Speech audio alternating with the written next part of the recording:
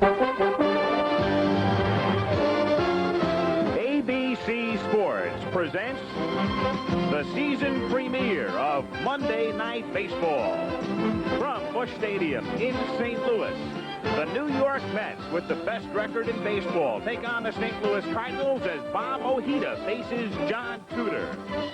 Ojeda, acquired from Boston in an off-season deal, has helped to solidify the already formidable Mets staff. He's won 8. And Tudor, last year's Cy Young Award runner-up, has pitched extremely well, but in some very tough luck.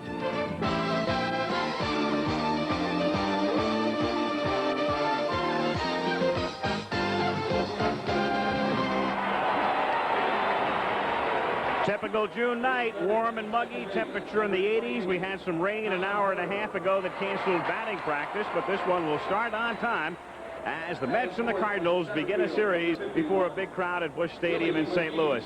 I'm Al Michaels, and we begin a big series, our 11th year of ABC's Monday Night Baseball. 8 Monday games coming your way this summer.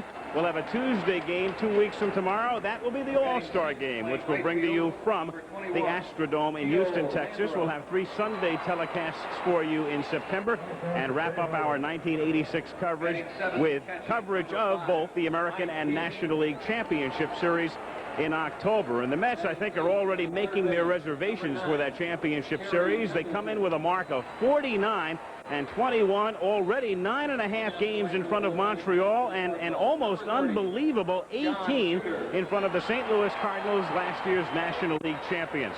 Tim McCarver is with me tonight. Tim is the announcer for the New York Mets, along with Ralph Kiner, Steve Zabriskie. You cover the team on an everyday basis. You're with them all of the time. Is there a feeling, an aura of invincibility around this team right now?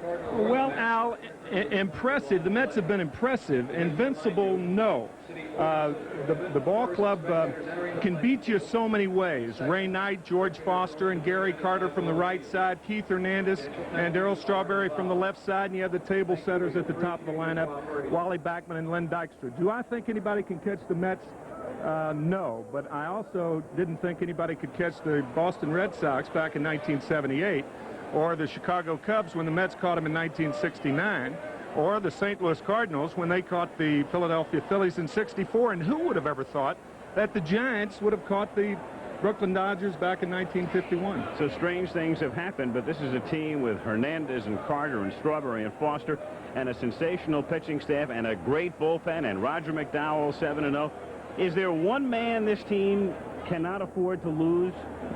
I think the one man that can't be afforded by the Mets to go on the DL or for any extended period of time is Gary Carter. The Mets are thin in catching, and that's a very vulnerable position to be thin at. They can flip-flop with a lot of guys: Kevin Mitchell, Keith Hernandez, Danny Heap, George Foster, Mookie Wilson. But if Gary Carter goes down, the Mets could be in trouble. A very comforting thought for the Mets would be not only the fact they're 49 and 21, but the Cardinals are 18 back. It's almost unbelievable. It really is, and this was the same ball club that won the National League pennant last year, beating the Dodgers in the National League Championship Series. It really is amazing. So it's the Mets taking on the St. Louis Cardinals, 2 left-handers, 2 who were teammates with the Red Sox. It'll be Tudor and Ojeda when we come back. This ABC Sports exclusive is brought to you by Chevrolet, who invites you to drive today Chevy, live today Chevy. By Budweiser, Beechwood Age for that clean, crisp taste. This Bud's for you. By Gatorade Thirst Quencher. Gatorade is thirst aid for that deep down body thirst. And by Honda 4-Track all-terrain vehicles. Honda, follow the leader.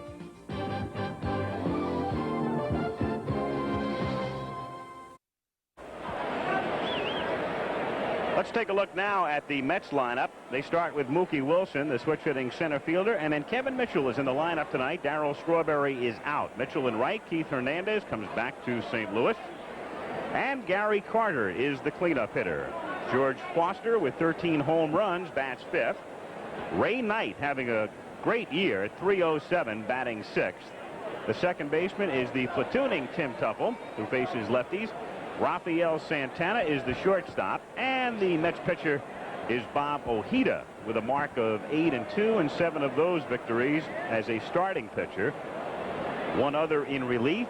The Cardinal dugout, and John Tudor will be going to the mound as the defending National League champions will be taking the field very shortly, and they have lost 3 of the toughest games imaginable in their last 3 over the weekend to Philadelphia.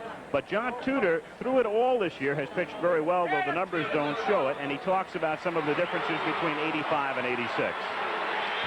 I think it's a little bit tougher right now. I think that you have to be mentally tougher to go out there and try and do your best right now, because we know that right now we're not in the race, and we know that we're a long ways from being in the race. But it gives us, I think,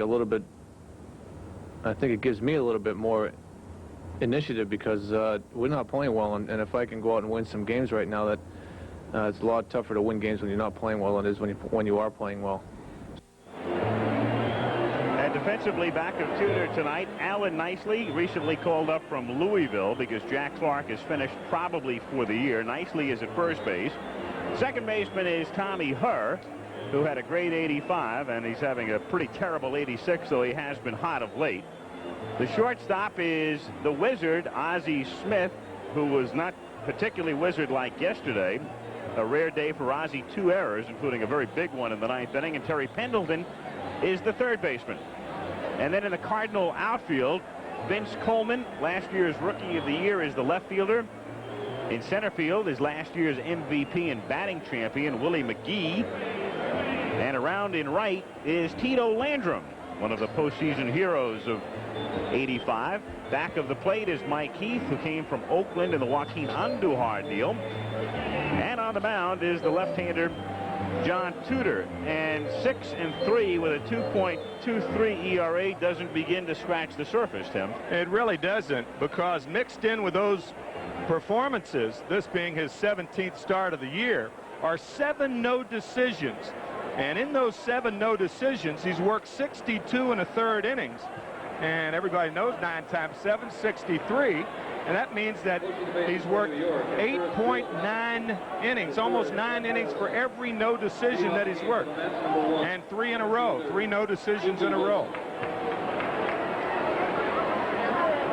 So Tudor looking for some support and some offensive help, and that's something the Cardinals have not afforded any of their pitchers this year, as they come in last in the league in runs scored, last in the league in team average, and they're facing the team that leads the league in runs scored and leads the team and the league in batting average, as Mookie Wilson starts things off in the first inning, and the pitch missing for a ball. 1-0. Dave Johnson now in his 3rd season with the Mets, and in the comfortable position of a 9.5 game advantage over the second place team and 18 over the defending champions. 1-1. Greg Bonin is back of the plate. Billy Williams is umpiring at first base, with John McSherry at second and Joe West at third. 2-1. Wilson started the season on the disabled list, Tim, and there is Whitey Herzog. Have you noticed any difference in him since he's come back? I've noticed a big difference in him, and I think the one healthy thing about the New York Mets is they have several positions that are very competitive, and center field is one of them. And you always play better. That's an arguable point, but most of the time you play better when you're being pressed, whether you're a young ball player or an old ball player. And that's grounded and one-handed nicely by Nicely, who flips to Tudor. So Alan Nicely with the K takes care of Wilson, and Kevin Mitchell is the batter. Kevin Mitchell on a Sunday in April on the 27th facing John Tudor, and he got a rare start at shortstop. In fact, his first start of his major league career at short, and that was the result the first time he faced John Tudor. So Tudor didn't know too much about Mitchell, but he found out something in a hurry. Kevin Mitchell, very versatile, and takes inside, ball 1. He's played 6 different positions. He has started in 5 different positions, and tonight with Darryl Strawberry resting a tender ankle, he gets the start in right field. You watched him, Tim. Where will he eventually wind up? I think left field is going to be his position. If the Mets decide to sign George Foster after this year, then Foster obviously will be the regular left fielder. But if they don't sign him, I think you could look for Mitchell in left next year. 3-0 the count. One of the interesting things that Davey Johnson told me before the ball game is with Bobby Ojeda pitching, he would much prefer to have Rafael Santana at shortstop because Ojeda throws a lot of ground balls. That's why Mitchell's in right field tonight. And ball 4. So Mitchell walks on 4 pitches. Batting third, number 17. And Keith Hernandez comes to the plate. Keith Hernandez. Strangely, earlier this season, and Hernandez, 3 years after the trade, still gets booed by a good portion of the crowd in St. Louis. Keith was hot early, but Gary Carter wasn't, and neither was Foster, and neither was Strawberry, and yet the Mets were off and rolling. And then the others began to get hot, and Keith slumped in June. It's a matter of a team picking each other up, and that spells win, and that's what the Mets have been doing. 49-21, 9.5 games in front of the Montreal Expos. The Expos, meanwhile, are in the 11th inning at Wrigley Field and lead the Chicago Cubs 4-3. Breaking pitch to Hernandez is in for a strike, and the count is 0-1.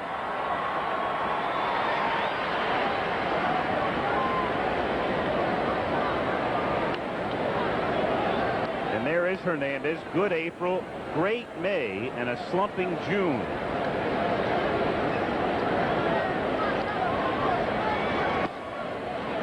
One and one. Mitchell at first, held on by Nicely. No score in the first inning at Busch Stadium, where the Cardinals have had a lot of trouble this year. They are well under 500.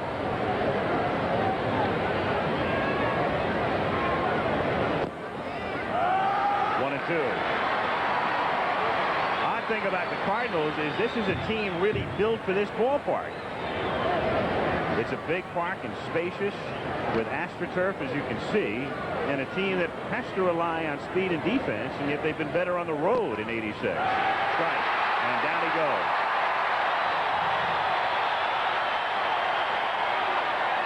Hernandez probably caught looking for that big curveball.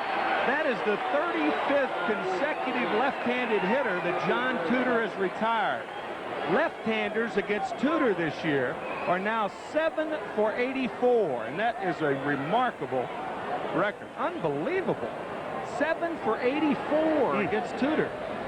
And what makes it even more astonishing is that the fringe left-handers don't face him. Right. Carter's at the plate, a strike.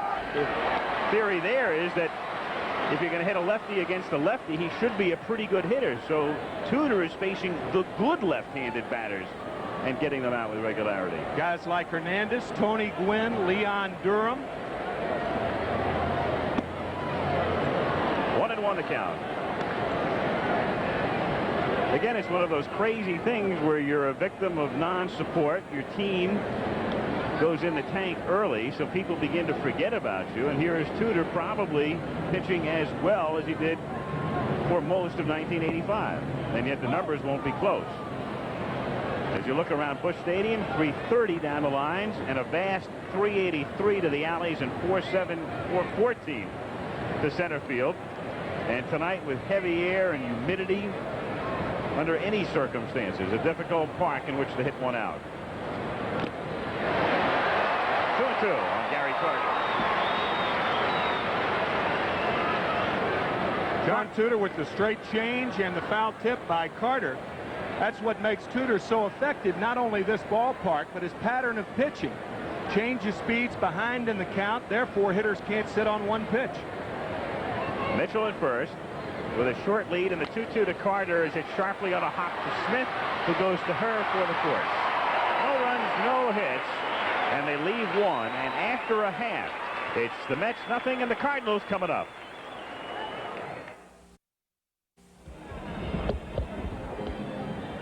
Cardinal lineup tonight. Vince Coleman to lead things off. He's in left field. And then Ozzie Smith batting in the number 2 spot. Tommy Herr, the switch hitting second baseman. And then Willie McGee is now the cleanup hitter with Jack Clark on the disabled list. Alan Nicely, the recently recalled first baseman. Tito Landrum is the number 6 hitter. The catcher is Mike Heath batting 7th. Then you've got Terry Pendleton at third base. And John Tudor hitting ninth. And the Mets defensively, the outfield of Foster, Wilson, and Mitchell, with Knight, Santana, Tuffle, and Hernandez in the infield. Gary Carter is back at the plate. And Bob Ojeda, who came over from Boston, on the mound, and he has done everything the Mets could have expected. Former teammate of John Tudor, and he loves the National League just like Tudor.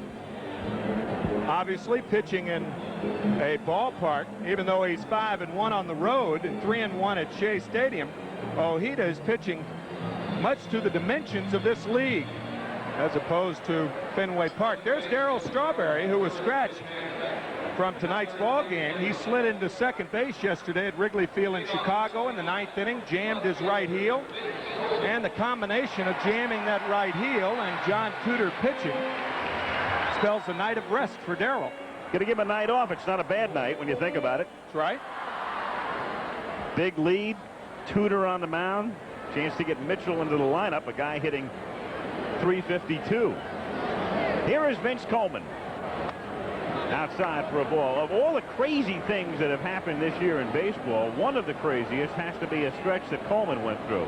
A man with his speed somehow went 0 for 38 in there. I mean, it's tough for Bob Buell to have gone 0 for 38. Bob Buell went 0 for 70 back in 1962. A lot of those outs that Coleman was making during that stretch were strikeouts and fly balls. He has still not mastered the art of putting the ball in play on the ground. 2-1 the count. One-day game, and Montreal was a winner, beating the Cubs at Wrigley 4-3 as Dan Schatzeder won it. And Smith was the loser, with Bob McClure getting the save, and Jody Davis hitting home run number 10. 2-1 to Coleman is outside. Yeah, that game at Wrigley in 11 innings. Mitch Webster driving in the winning run in the top of the 11th inning with 2 out. And the guy he drove in, Dan Schatzeder, who's been a big beneficiary of the 24-man roster. That's right, as a pinch hitter. Coleman fouling it away, and the count 3-2. Vince Coleman is the man who started last season in the minors and then came up early and never went back and stole 110 bases to set an all-time rookie mark in that department, and then fell victim to the runaway rolling tarp during the playoffs, which put him out of action in games 5 and 6 of the National League Championship Series, and of course for the World Series. He's come back this year, and he's hitting .252 despite that 0 for 38. Hit sharply to center, and Wilson racing back, can't make the play, and Coleman naturally can fly, so he's thinking 3, and he's in there standing.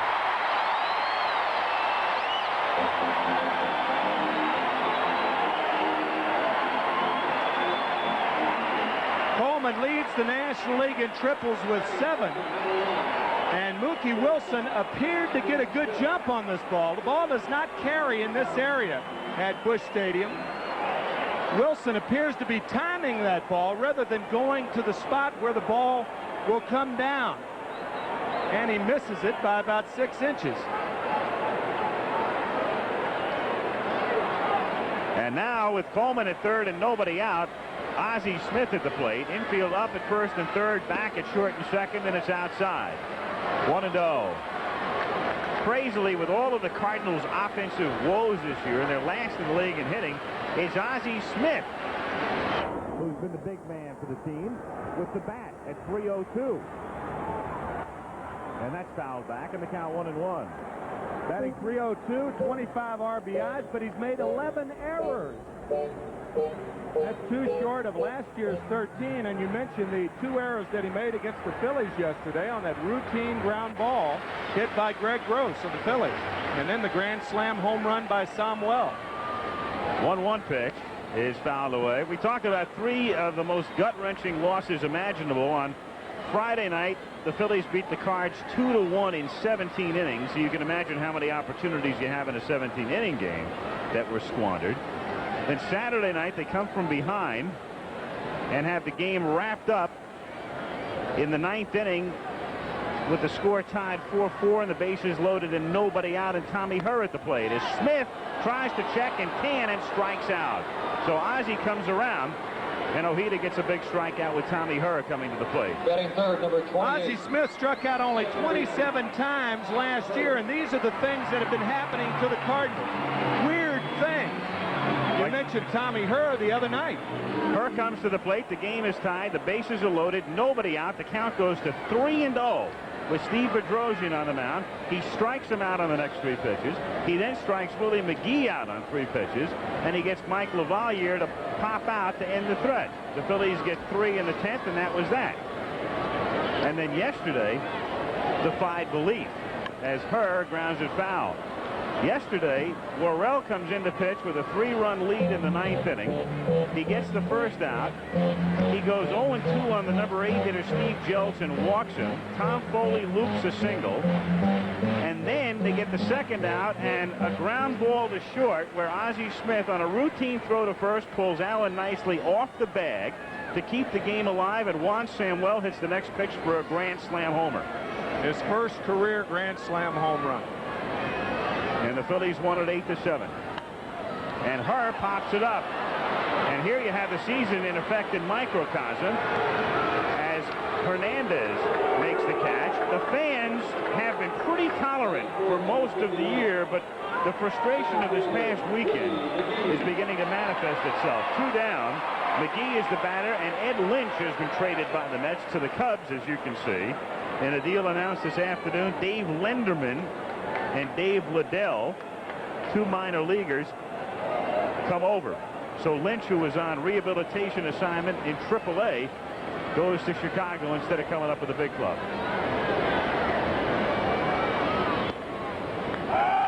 Strike. And to make room for Ed Lynch, Rick Sutcliffe of the Chicago Cubs was put on the 15-day disabled list with shoulder problems. The same thing happening again for the Cubs this year that happened last year. All the injuries. Little squiver. It's knocked down by Ojeda. And there's your Cardinal season, as we say in microcosm. Coleman triples, and Smith, Herr, and McGee can't get him home. We've played 1 no score back after this from our local stations.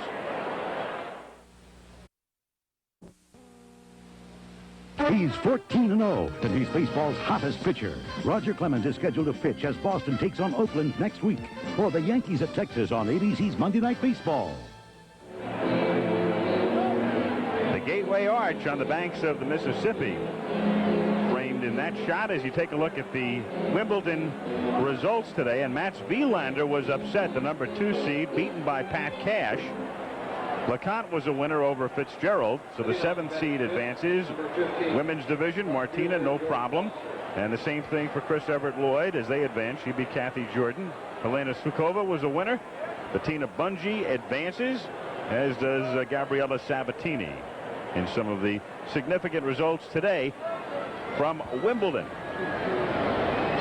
Al Michaels and Tim McCarver with you on the season premiere of Monday Night Baseball in St. Louis as we start the 2nd inning, and George Foster to lead off for New York.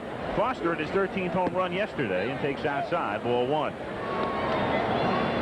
Mets are going to have a very interesting decision to make at the end of this season as to whether or not to renew Foster's contract as he rips it foul. Tim started to talk before about Kevin Mitchell perhaps being the heir apparent in left field, but what do you do if Foster has a good year? Well, I don't know what the Mets' thinking is. Of course, George off to a bad start this year, but 13 of his last 28 hits have been home runs. At that pace, if he gets 56 more hits, he'll hit 39 home runs this year. So you got to sign him.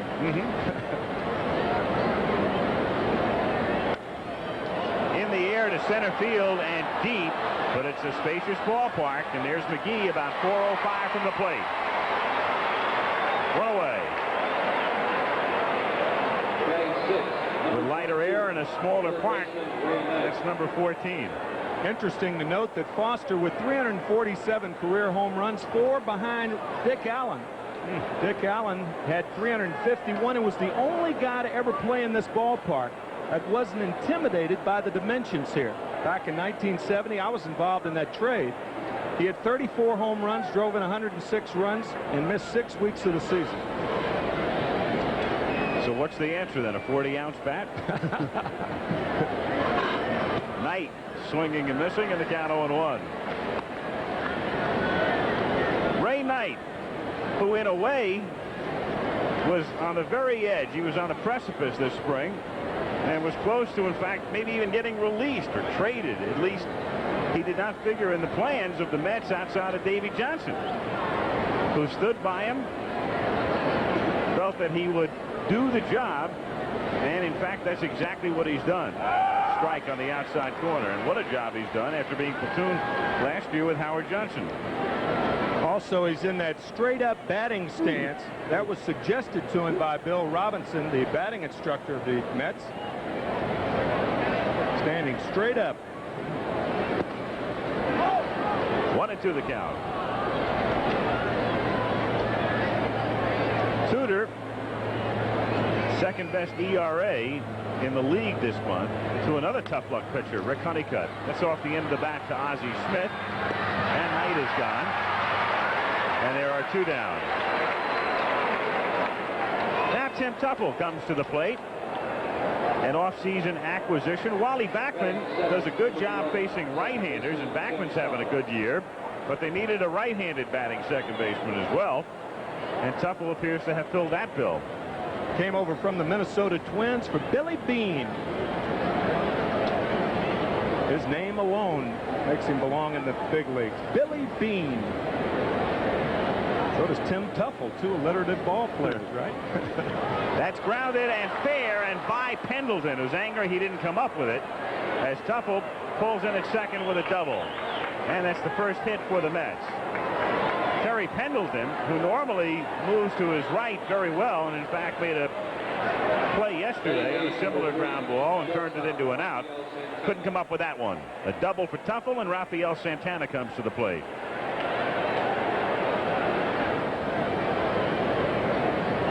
Santana really having problems offensively, and it's been that way throughout the season at 157. So you don't really have to guess as to why he's in the lineup. He obviously has a pretty good glove. Especially with Ojeda pitching. Ojeda, a ground ball pitcher, and Santana should have a busy night. 1-0. Tuffle at second, but Davey Johnson normally loves the offensive shortstops if he can get away with it, the guys who can hit a little bit. That's why Kevin Mitchell's played 9 games at short. 2-0 the count. Dave Johnson and the pitching coach Mel Stottlemyre.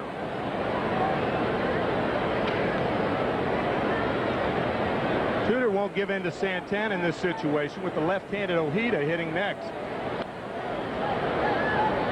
2-1.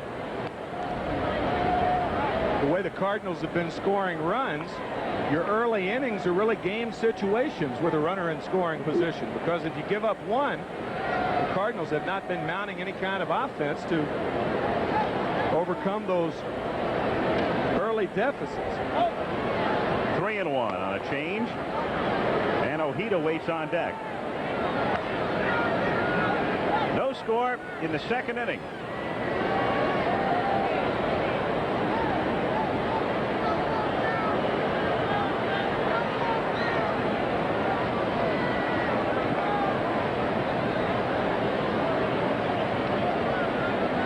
Cardinal outfield very shallow for Santana if the ball's hit sharply.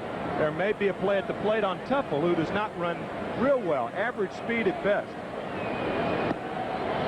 Waved at and missed.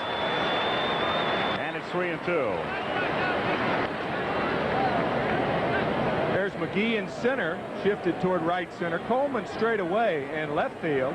And the changeup as Santana waves at. 3-2 to Santana. He's hit sharply through the middle for a base hit. Now Tuffle will be waved in, and here comes McGee's throw, and it's way off the mark, and to the backstop it goes as Santana winds up at second. So precisely as you say, You have a possible play at the plate with Tupple rounding third, and then Willie McGee throws the ball halfway to Creve Coeur. And keep in mind that the Cardinal outfielders have 24 assists already this year. Willie McGee has 5, but this throw, he kind of pushes the ball, gets up under it, and that ball just takes off. John Tudor not backing up Mike Heath. Santana could have gone to third base, but with Ojeda hitting, he decides to stop at second. And the Mets take a 1-0 lead with Ojeda at the plate. And Tudor's pitch is high. By the way, there's no error on that play, the theory being that he would have scored anyway. You can't assume an error on a play at the plate, and the runner would have gone to second anyway on the throw home. So McGee gets away with one, at least statistically.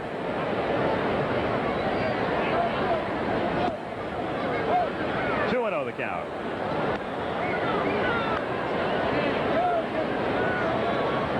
Here comes Tupple, and he scores easily, but had that throw been on line, of course the throw over Heath's head, but if it's on line, they've got to play at it. 2-1 on Ojeda.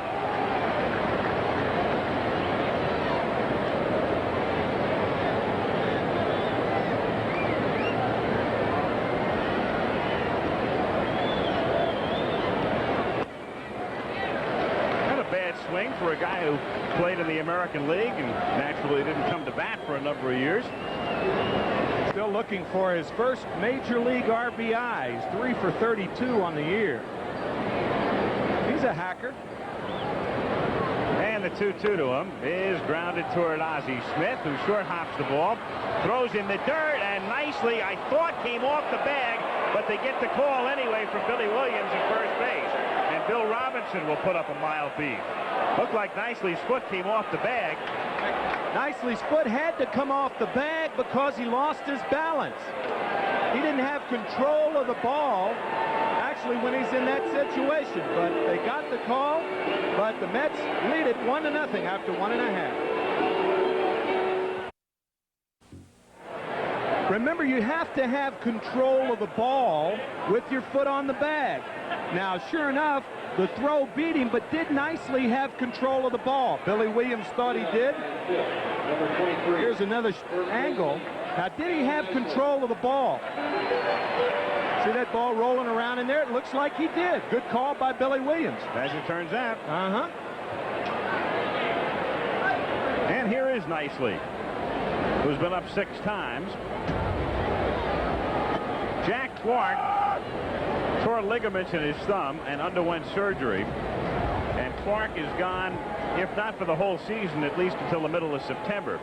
So the Cardinals had to call Nicely up, and he'll platoon at first base with Andy Van Slyke, and he pops it up in foul territory, and Carter will not have room. 0-2. So Nicely, who can catch and had prior experience with Houston and Cincinnati, gets another shot in the big leagues. In 11, Montreal beat Chicago. Phillies and Pirates tied in the 3rd. San Diego has the lead in the 2nd at Houston. Atlanta leads the Giants 3-0. And LA and Cincinnati are tied 1-1 in the 3rd. 1-2. In the American, Toronto, a hot team. They won 20-30, tied with Boston 3-3. Detroit and New York are scoreless. Milwaukee has the lead at Baltimore in the 3rd inning. Change, and Carter was ready to whip it around. Minnesota and Texas are scoreless. They're just underway. Chicago and California no score in the 3rd inning. 2 balls, 2 strikes. The count on Alan Nicely. Santana calls for it. 1 away. So Ojeda has set down 4 in a row after the leadoff triple to Vince Coleman in the 1st inning. And Tino Landrum comes up. Well, here's a guy who captured everybody's fancy when Coleman was hurt last year, the way he performed in the playoffs and through the early games of the World Series. But this year, a whole other story. Tito, who started the year platooning in right field with Andy Van Slyke, is hitting a paltry 176.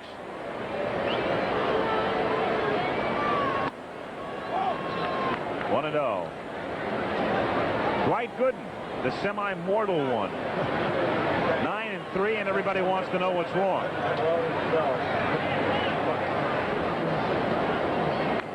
2-0. Randy Neiman had a great line. Randy is a bullpenner with the Mets, a left-hander. And the other day he said, I wish everybody could struggle, or we're figuring out everybody should struggle at 8-3. At that time he was 8-3, and of course Gooden won yesterday at Wrigley Field. In there, 2-1. Gooden won yesterday and threw 151 pitches. Yes, sir. After they were talking about economizing his outings. 3-1, less strikeouts, more groundouts and pop-outs, hopefully, and it didn't quite work out that way. It's a two-way street when you economize. The hitters have to agree with what the pitcher's trying to do. I don't think hitters in the National League or the American League are that cooperative. Popped in foul territory, and Carter has to be careful of the dugout steps, and that one's back about 4 rows anyway. So it's 3-2. Not going to get any help when you go in that direction here. We all know how steep the dugout steps are at Busch Stadium as you look at Ojeda and what he's done home and road with a 1.55 ERA away from home. And nobody is better, at least in 86. 3-2 on Landrum.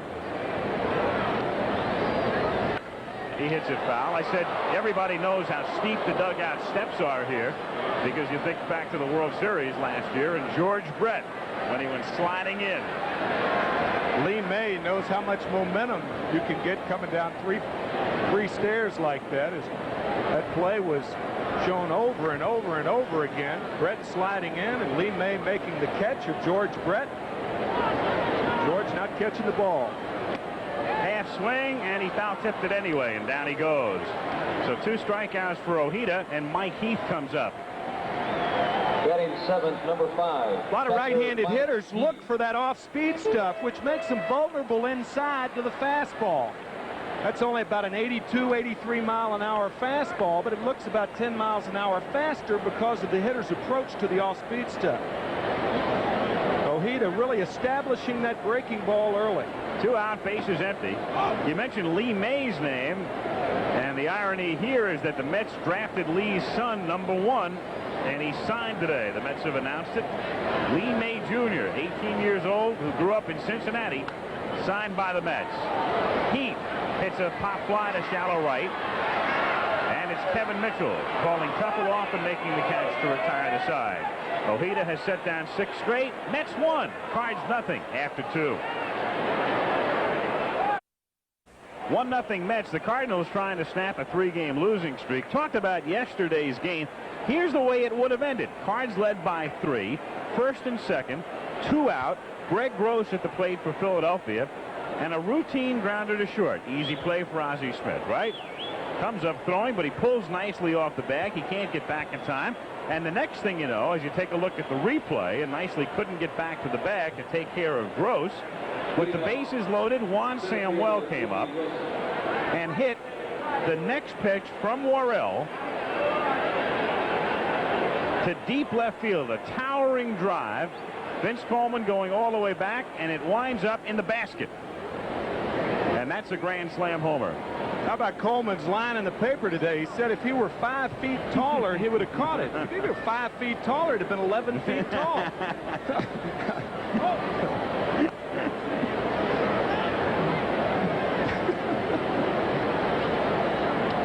Well, maybe Ball with a little leap might have been able to pull that one back down. Wilson hitting it in the air to right field and down the line in foul territory and back out of play. And the count 1-1. Wilson, Mitchell, and Hernandez.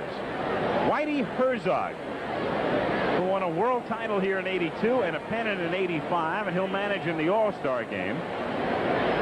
And this whole season has been one expletive deleted for that man.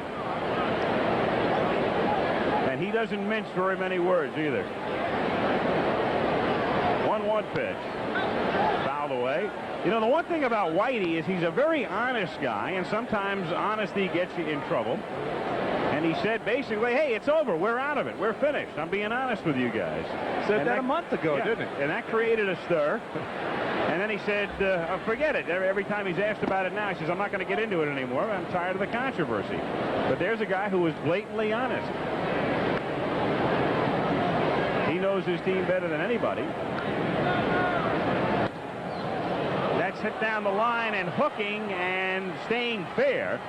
Fielded on a hop by Coleman, but Wilson has good speed, and Mookie has a double. So 3 of the last 4 Mets with hits, as Wilson leads the third with a double to left, and Kevin Mitchell is the batter. There's Wilson, a man who's hit between 271 and 279 throughout his big league career. And this year coming in, he was at 291 tonight, and now he's 1 for 2. I think in this situation with Mitchell hitting, I think you ought to put Mitchell on his own. None of that going to the right side to move the runner to third base, because Hernandez is on deck. And he goes to center field, and that one will drop in as Wilson had to hold and stops at third. So a single by Mitchell to center field, and the Mets have runners at first and third with Hernandez, Carter, and Foster still to come. Had Kevin Mitchell just given himself up to move Wilson to third base, Hernandez would have been the hitter with Wilson at third and 1 out. But remember, John Tudor's retired 35 left-handers in a row, and he struck out Hernandez the first time. Normally, you'd love a situation like that with Keith. Actually, 36 with Bobby Ojeda.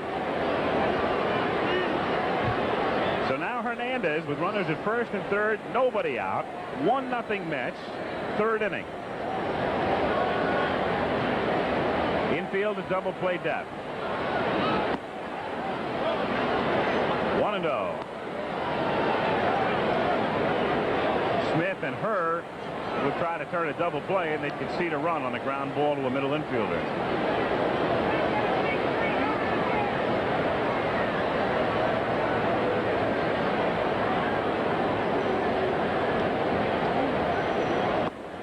Backs him off, and the count 2-0 with Gary Carter on deck. That's going to run in the second on a double by Tuffle, and Santana's single to center. And threatened here in the third with Wilson at third and Mitchell at first and nobody out.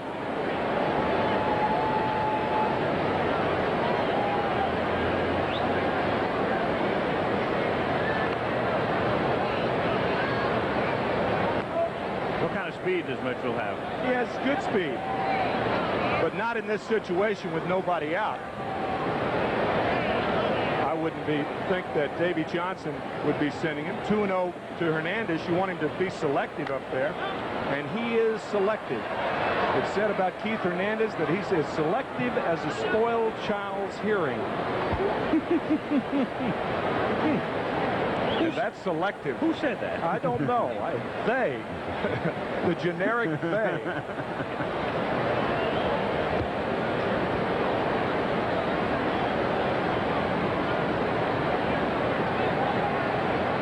Another throw to first base.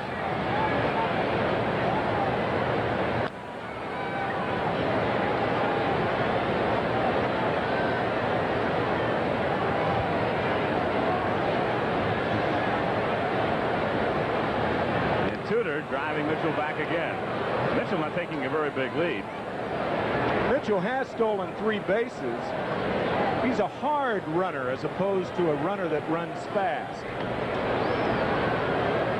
Looks like he's running fast. Good breaking pitch. 2-2.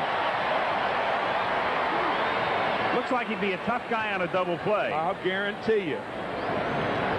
A breaking ball on the 2-1 count, and Tudor continues to throw the breaking balls behind in the count. If you can do that and get it over, you're winning the big leagues.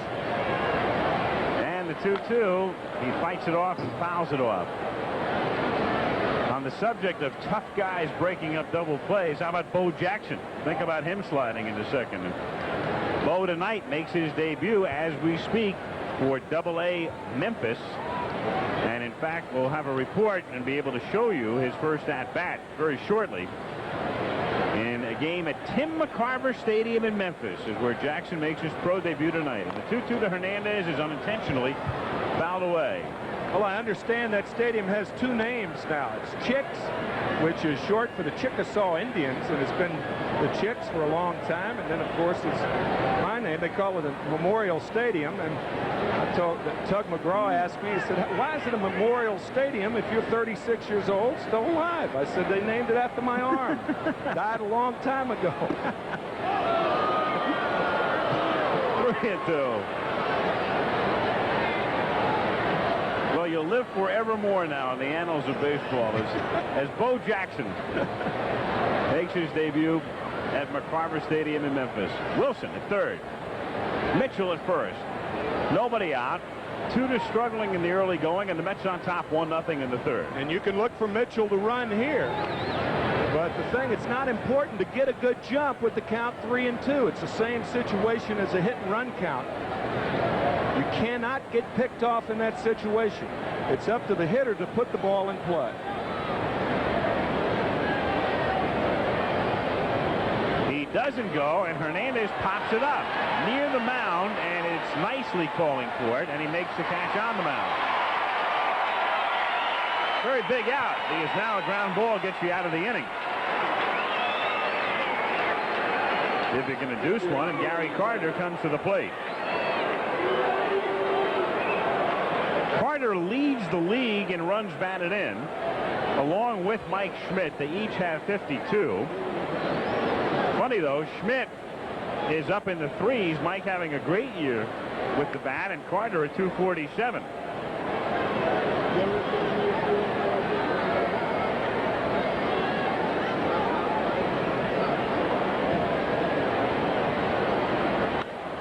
Away. And of course, one reason would be that the Mets have done a better job getting people on than the Phillies have, especially at the top of the order.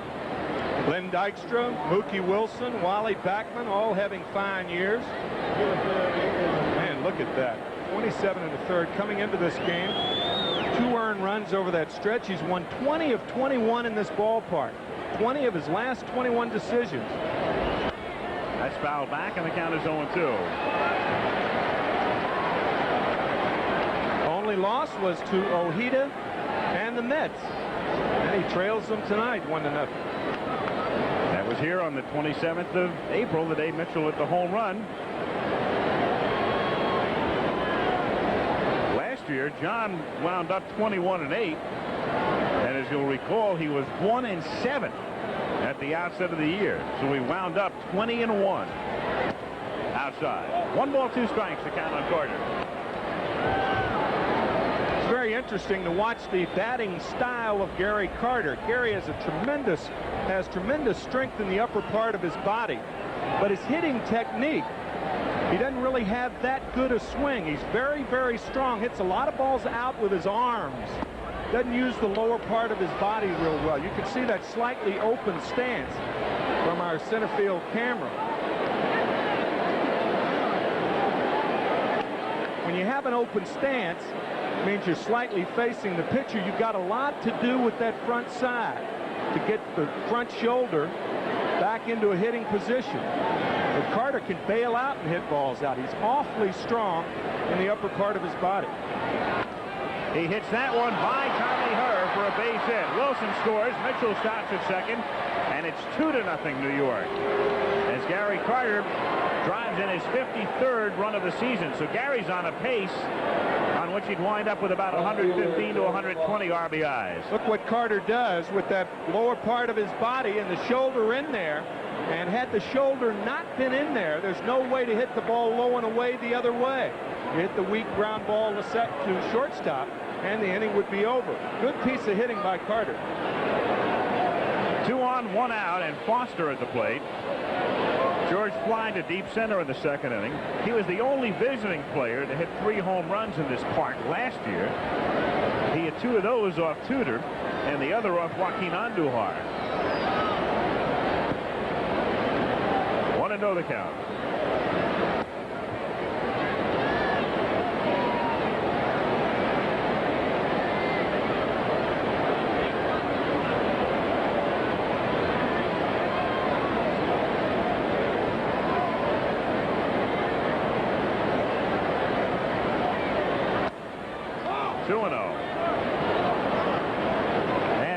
goes to the mound. And with Mitchell at second base and the runner at first base, Carter, Mike Heath going to the mound. It's been a very deliberate, slow, and getting to be painful inning for John Tudor. And that's unlike Tudor, too. He loves to work fast. Think long, you think wrong.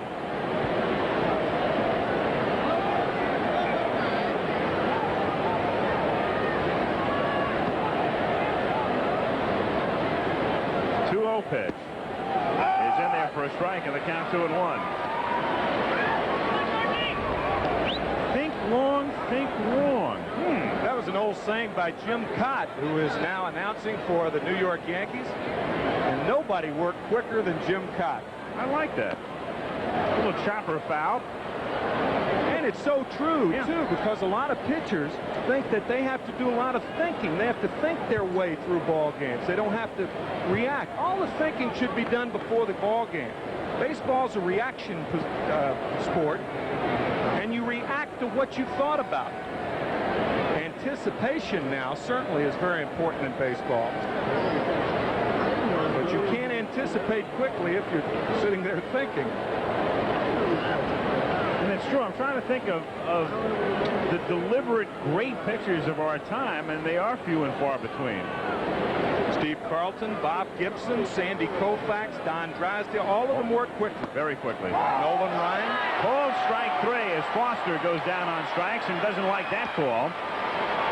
Plate umpire Greg Bonin, and the plate a little too wide for Foster's liking.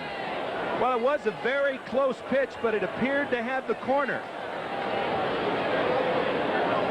It might have been a little outside on second thought. But Tudor's a type of pitcher that's going to get a pitch like that because he works in and out. Might have the corner of 6th and Main, but I'm not sure it had the outside corner here. Hollywood and Vine. Right.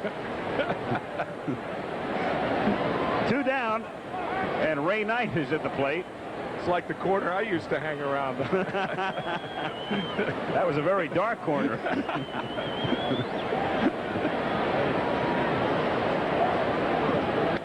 In the air, and curling foul back out of play, and the count 0-1. Now let's think of the great pitchers right now. You talked about Art Seaver and your 300-game winner Sutton, good, quick, steady worker in a way. Phil Niekro, well, when he's in rhythm, Niekro can be deliberate at times, but that knuckleball is so erratic. Gaylord Perry worked extremely fast when he was ready to work. When he had it ready, moisture-laden fastballs.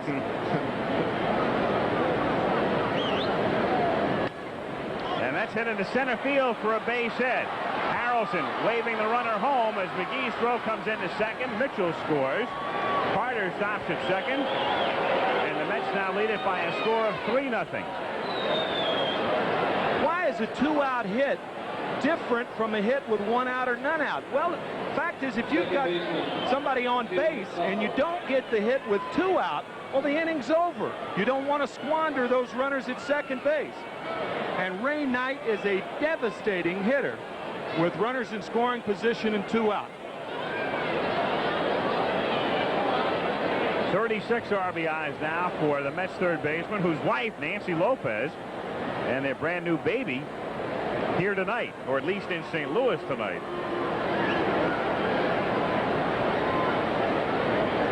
Nancy and Ray, of course, the proud parents of Aaron Shea Knight.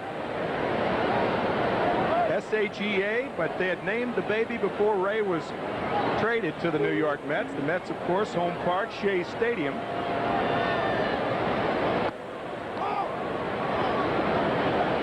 Jim Tupple with the count 1-0.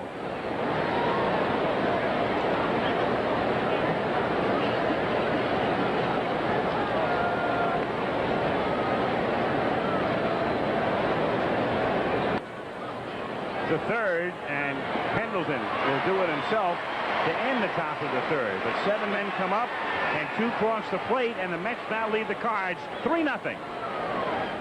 Corey McFerrin in New York. Bo Jackson's professional baseball debut minutes ago in Memphis, Tennessee. Double-A action. His first at-bat, first inning. Here's the pitch, and there it goes. A smash up the box, base hit, drives in one as the Memphis Chicks take a 3-0 lead over the Columbus Astros. Bo Jackson's decision to play baseball looking pretty good through his first at-bat. That's a story from Tim McCarver Stadium. Back now to Al Michaels and Tim McCarver. So a successful beginning to Jackson's pro career as we update the scores for you. Montreal a winner. 5th inning, the Pirates lead the Phillies 3-2. San Diego leading Houston 4-2 in the 4th. Atlanta 3 and the Giants nothing in the 5th inning. Dodgers 2, Cincinnati 1 in the 6th. American League, Toronto leading Boston 5-3 in the 4th. Yankees, who've lost 10 straight at home, are scoreless with Detroit. Milwaukee leading slumping Baltimore. Minnesota, Texas scoreless. California 2, Chicago nothing in the 4th inning. Here the Mets with the best record in baseball, 49-21, leading 3-0. Terry Pendleton leads off in the bottom of the 3rd inning and takes a strike. Pendleton, Tudor, and Coleman, the 8, 9, and 1 hitters against Bob Ojeda.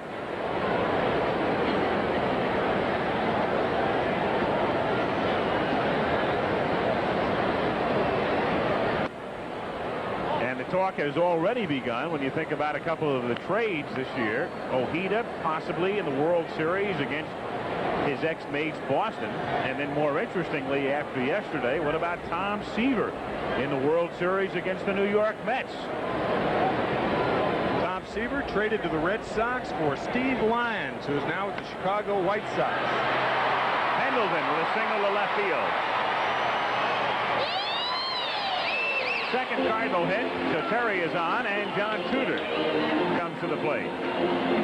Well, a changeup, and the one thing that impresses Mets pitching coach Mel Stottlemyre is the different speeds that Ojeda uses with his changeups. So that changeup with all those different speeds really serves as 3 or 4 pitches. John Tudor, who switch hit for a while and then decided to go back to left-handed only. Fouls it at the plate.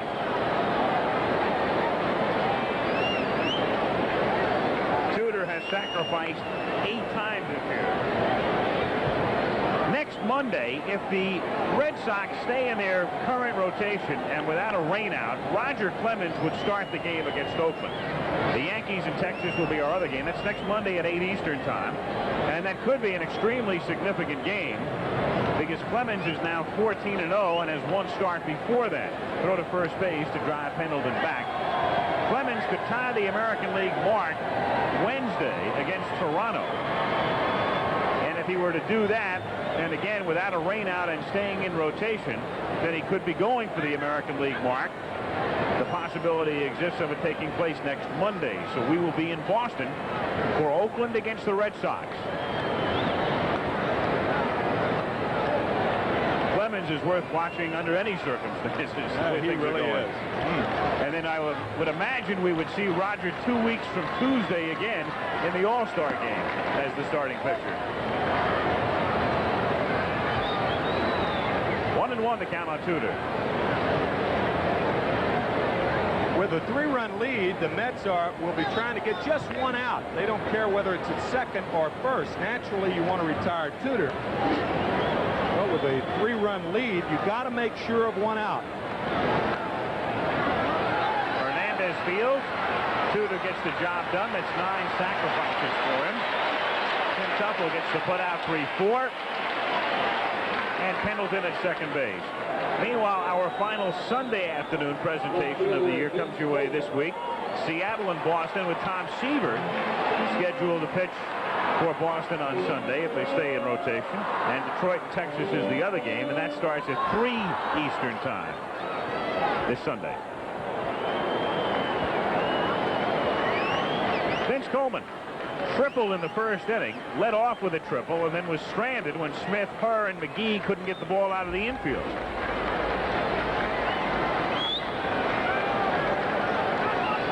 Pickoff play is on, and Pendleton goes back in with his hand.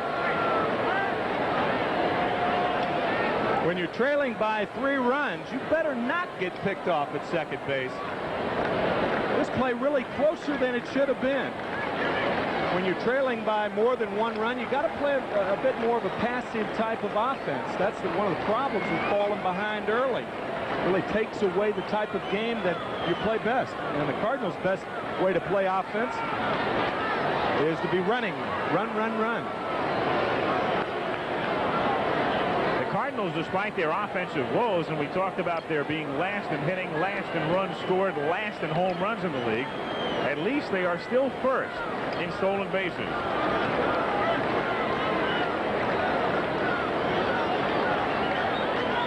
But they're a team that has to run and has to manufacture their runs in that fashion. With the loss of Jack Clark now for probably the rest of the season, their only home run threat, their leading home run hitter right now is Andy Van Slyke. We're almost at the halfway mark of the season, and Van Slyke has 4 homers. And the Cardinals, as a team without Clark, have 17.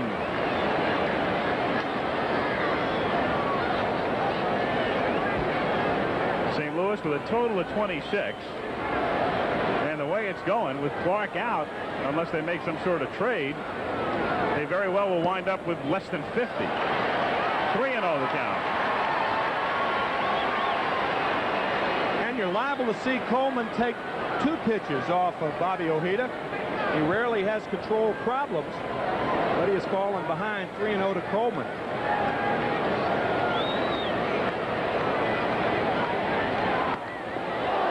And Coleman is up. And Carter patting him as he sends him down to first base.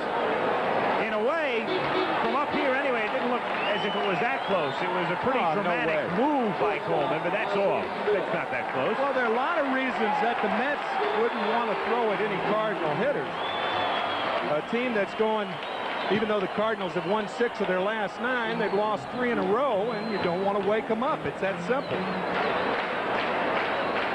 Ozzie Smith, 4th in the league in on-base percentage. A man always thought of as a glove man, takes a strike. Remember when Ozzie got that huge contract, won the arbitration case, and everybody said, how can you spend millions of dollars for a guy who can only do one thing, play shortstop? Well, he's hitting 300 right now as well. And he had 276 last year. So since signing his big contract, he's become a better hitter. Yep. Think we ought to take that approach? Absolutely. At least have the chance to take that approach.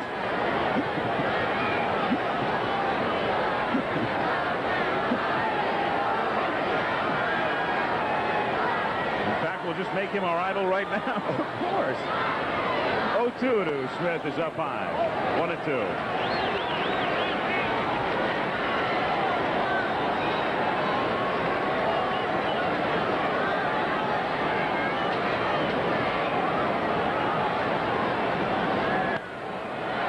Center field, and Mookie Wilson. And tagging at second base is Pendleton, with Coleman halfway to second. So Pendleton was tagging, and Coleman was almost running up his back on a fly ball to center for the second out. Well, I guess you might ask why Coleman wasn't tagging too. He had already committed himself going towards second, and he's not that fast to get back to first and make the play to second base, or take the 90 feet to second base, coupled with the fact that he can steal the base anyway. He's stolen 45 to lead the National League, and he's been caught only 7 times. This is Coleman. Now his first reaction is towards second, and even had he really busted it back to first and tagged to go to second, it's just not a good percentage play, with the Cardinals trailing by 3. Right.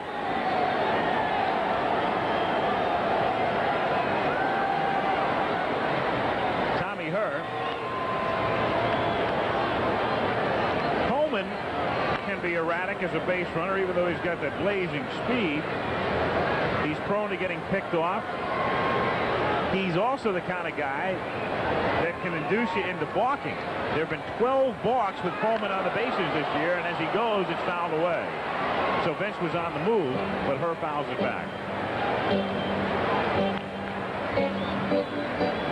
Coleman with 110 stolen bases last year. I might point out that the reason it was a good play for Pendleton to go to third is that he cleared the way so Coleman could steal second base. Even though Coleman didn't take the base by tagging up on the fly ball, Pendleton did make a good play, because had he not gone to third, it would be first and second and 2 out.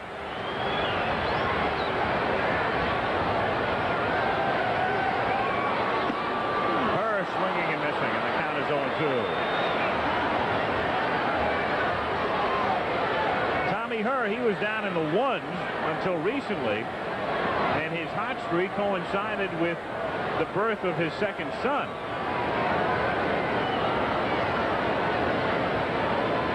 Tommy tonight comes in with a 10-game hitting streak. There goes Coleman. The pitch is outside. Carter bluffs the throw, and so it's an uncontested steal as Pendleton remains at third.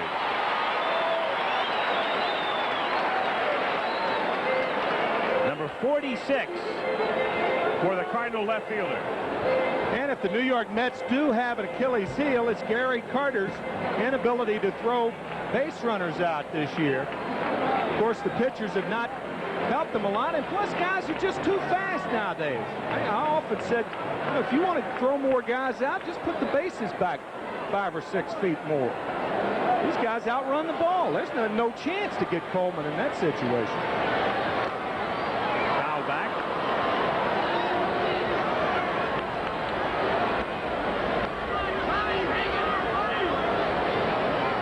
I think the best illustration of that would be through the years. One of the unbreakable marks used to be Ty Cobb's 96 steals. Everybody said, oh, that's one that will never be broken. Right. And then Maury Wills broke it. And then subsequent to that, of course, you've got the Brocks and the Hendersons at 130. And Vince Coleman is a rookie with 110. Fouled away, and 1-2. And years in which guys have 50, 60, 70 steals have become commonplace. I think Wills really opened it up. I think that opened the eyes to baseball when he stole 104 in 1962, the most valuable player for the Dodgers. That opened up a whole new dimension in baseball.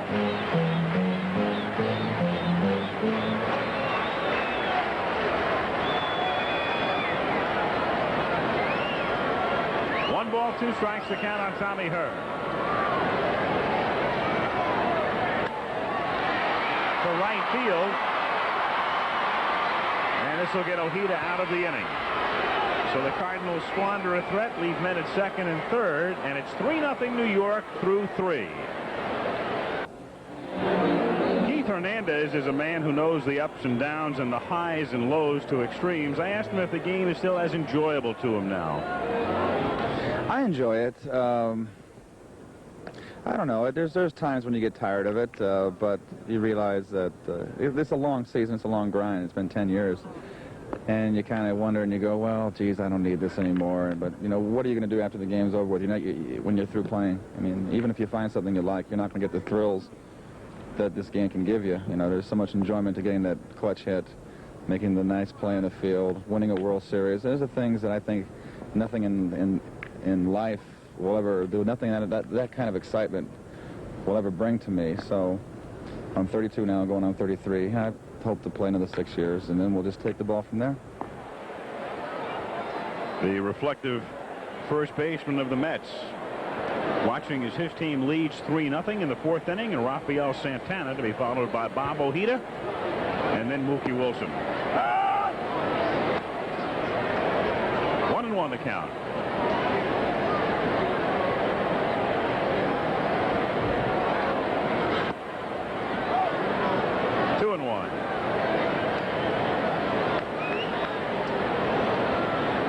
The way when guys are 31, 32, 33, as is the case with Hernandez, they're always talking about 4 or 5 more years.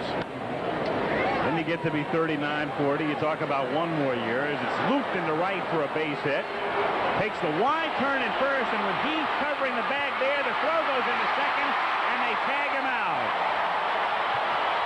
With 3 men chasing the pop-up, the first baseman, second baseman, and right fielder. Santana felt he could take the chance by making the wide turn, and Mike Heath made a great play here to back up at first base and force Santana to go to second.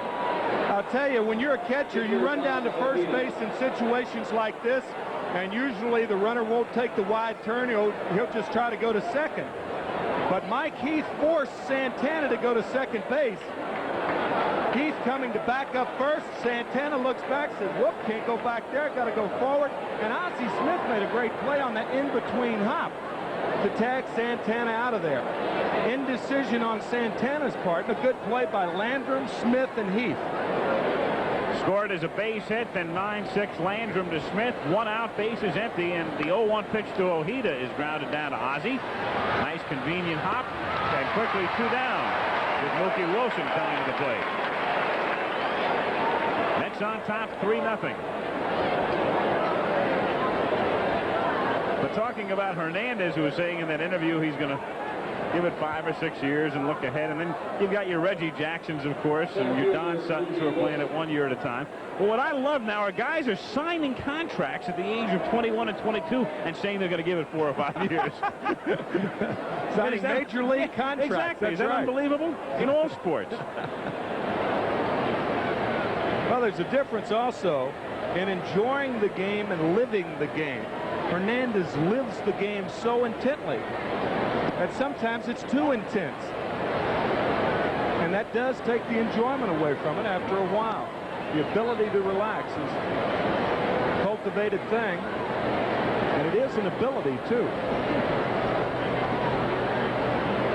1-0 the count on Wilson, and it's outside, ball 2. You can't just come up to the big leagues, go between the white lines and say, well, I'll just relax. No problem, no big deal. It's not that easy.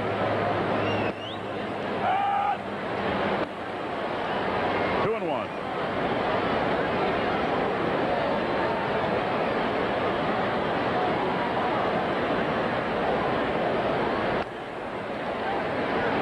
Two now on Wilson. Talked to Major League scouts for 25 years, and they say that this guy was quite a talent, but he just didn't have that one thing. And a lot of times that one thing is the ability to relax. Oh, strike 3. So Mookie Wilson strikes out, and at the end of 3.5, still 3-0 Mets. ABC's Monday Night Baseball is being brought to you by Bud Light. Everything else is just a light.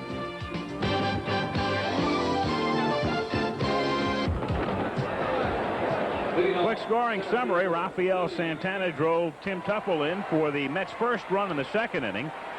And then it was Gary Carter driving in Wilson and Ray Knight driving in Mitchell for the 2 third-inning runs. The Mets lead 3-0 back with Bob Ojeda. And the Cardinals come up in the bottom of the 4th inning with their cleanup hitter Willie McGee swinging and missing. 0-1 on McGee, to be followed by Nicely and Landrum. Willie typifying the Cardinal woes. Last year the batting champ at .353, and now he's 110 points lower. Pop foul and back out of play, and the count 0-2. You know, Tim, it's something that we talked about during the 7th game of the World Series last year, that bizarre night and the circumstances remembered pretty well by everyone. The Cardinals losing the game on Saturday 2-1, the questionable Dinkinger call on the Orr to play at first base, Orr just hit, and then the blowout and blow up the next night when they lost 11-0 and Andujar and Herzog were thrown out. And the question became at that point, would there be some sort of carryover effect into 1986 for the Cardinals? Well, of course, it was in 1969 when the similar situation happened with the Redbirds of '68. We were ahead of the Detroit Tigers 3-1. The Tigers, behind Mickey Lolich, came back, won 3 in a row, and we finished 4th in the first year of divisional play in '69. We had similar problems that the Cardinals are experiencing this year. Everybody had bad years, with the exception of Bob Gibson, of course. Steve Carlton had a good year that year. But, you know, you have to experience all the questions being asked over the winter. It sets in. Subconsciously, you realize you had the thing won. Some people feel the Cardinals were a superior ball club to the Royals. I don't believe often on one thing carrying over from one year to the next, but I do put some weight in this particular thing, yes. In a way, as McGee fouls it away and the count stays 0-2, it's the kind of thing Herzog has asked about it a lot, and so are the players, and you almost don't want to admit it or use it as an excuse. So as a consequence, at this time, they're not saying there has been a carryover effect, generally speaking, but it's the kind of thing where if a guy sits down 5 or 6 years, and if Whitey were to write a book in 10 years, he'd probably go back, and in the book in 1996, he would say, hey, yeah, there was some sort of carryover effect. Grounded to third, and Knight throws him out. So when you think about it for a while and you have a chance to reflect upon it, it had to have some sort of an effect. First baseman.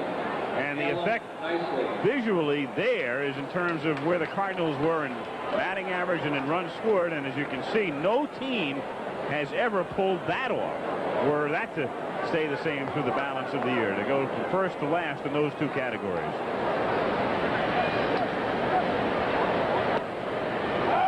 Strike nicely. And only one team, the 1914 A's, 14 and 15 A's, have won it one year and finished the last the next year. 1914 and 15 Philadelphia A's under Connie Mack. A lot of extenuating circumstances, so I've read. A lot of players leaving the next year and what have you. That's when he pulled his Charlie Finley act in a way by selling off a lot of his stars. Little looper, and that one gets by Hernandez for a base hit down into the corner, and maybe two, but no. Nicely doesn't run very well, and he stops at first with a single.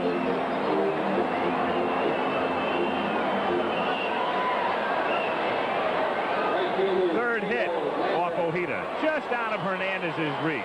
Little cue shot, nicely hit it right off the end of the bat, and Hernandez can't get to it. And will play behind nicely at first base. Tito Landrum struck out in the second inning at 174 now.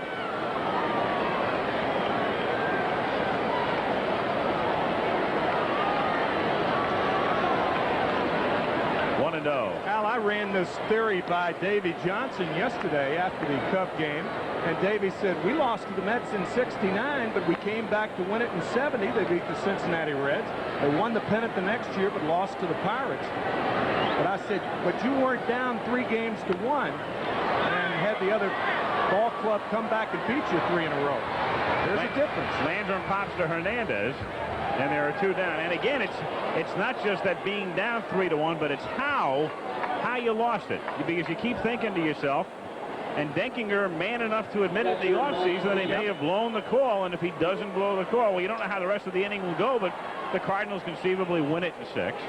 And then you've got that crazy, tempestuous scene the next night where you lose 11-0, and Andujar's gone, and Whitey's gone, and you're angry, and Tudor cuts his finger. And you have all offseason to stew about it. Heath grounds it down to second, and that's that. No runs, a hit, and a man left on. So we go to the 5th at Busch Stadium. Mets 3, Cardinals nothing. Busch Stadium in St. Louis. Al Michaels along with Tim McCarver, with Chuck Howard and Chet Forty manning the truck. Our season premiere, and update the scores for you. San Diego 4-2 over Houston in the 5th. Atlanta still leads the Giants 3-0. Houston is in first by a half game in the West, and the Dodgers swept by Houston this weekend, trying to rebound, lead Cincy 3-1 in the 7th. Toronto leading Boston 6-5 in the 6th inning. The Blue Jays trying to make a move. Detroit and New York are tied in the 7th inning. Baltimore has the lead now over Milwaukee. Minnesota leads Texas in the 3rd, and the Angels 2, Chicago nothing in the 5th. Toronto, if you have not noticed, has moved into 3rd place, and they start the night 9.5 back, with the Yankees in second, 8 back of the Red Sox. Kevin Mitchell at the plate. Want to know the count. Kevin Mitchell starting at short, right, center, 3rd, and 1st, and he has also played left field, though not as a starter. in the air to deep left center field. Willie McGee goes all the way back, and it's in the basket for a home run. So for the second day in a row, a home run by an opposing player in a basket that was put in place a couple of years ago to keep the fans from reaching out and interfering with balls in play. And that's the ground rule here. Hit it in there and circle them all. And remember Vince Coleman's line. If he were 5 feet taller, he would have caught the grand slam home run hit by Juan Samuel yesterday. And I guess Willie McGee could say the same thing. Maybe 2 feet taller. Hernandez hits it foul. And yesterday when Samuel hit it in there, it turned Herzog into a basket case. Both balls catchable were it not for the basket. 4-0 Mets. Tudor deals 0-1, and Hernandez breaks his bat and grounds it to Ozzie Smith, who throws him out, and there is one away here in the 5th inning. So Keith is 0 for 3, as Tudor keeps getting the left-handers out, but it's been a different story with the righties. 4 runs, 8 hits for the Mets. Kevin Mitchell with home run number 4 has scored 2 runs, driven in a run. And with the 24-man roster, players like Kevin Mitchell are becoming very, very important. Guys who can play a lot of positions. Kevin can also catch. He takes infield practice behind home plate at times. Carter takes inside. Mitchell, by the way, is the guy who you may have read about, slid into third in San Diego. And with Greg Nettles standing there, he says, "My dad says hello." And Nettles says, "Who's your dad?" And he says, "Earl Mitchell," who turned out to be Nettles' backcourt mate in a basketball team, on a team at the San Diego High School. That's when you as a major leaguer really have to question whether you've played too long.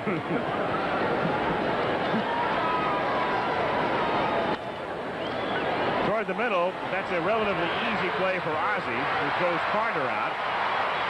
And there are 2 down. So deja vu tonight. It was Mitchell hitting that home run off Tudor on April 27th and duplicating the feat. As you said, a routine play for Ozzie Smith. Carter does not have good speed, and Ozzie gets him easily. Footwork very important for a middle infielder. You saw how Ozzie Smith caught the ball and then positioned his body to make the good strong throw to first base. George Foster fly to center and struck out. Inside, ball 1.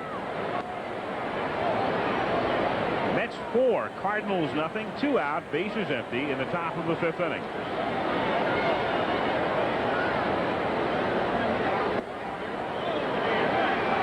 One and 1. That's the kind of pitch Tudor has thrown all too infrequently tonight. Good pitch, turns it over, gets him to chase it. 2-1.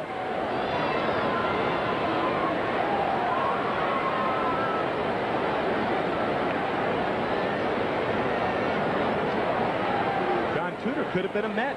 He was drafted 21st in 1975, didn't sign, and signed the next year, the next January, with the Red Sox. Number 3 draft choice of the Red Sox. And he's going against a non-drafted free agent tonight, Bobby Ojeda. 2 teammates in Boston. Tudor, by the way, no overnight sensation. He had some decent years at Boston, but nothing that would electrify you. And then he went to Pittsburgh for a year, and then the trade to the Cardinals. He fights it off and hits it into right field for a base hit. So a 2-out single by George Foster, and it brings Ray Knight to the plate. Tell you, this is the type of hit that a lot of strong hitters get, because you have to respect their power and play them deep. And because Landrum was playing him deep in right field, he dunked one in front of him. Greg Luzinski, a typical example of that. Of course, Bull could hit the ball out of sight, but he used to get a lot of flares, a lot of broken bad hits to the opposite field, because the right fielder had to respect his power and play him deep.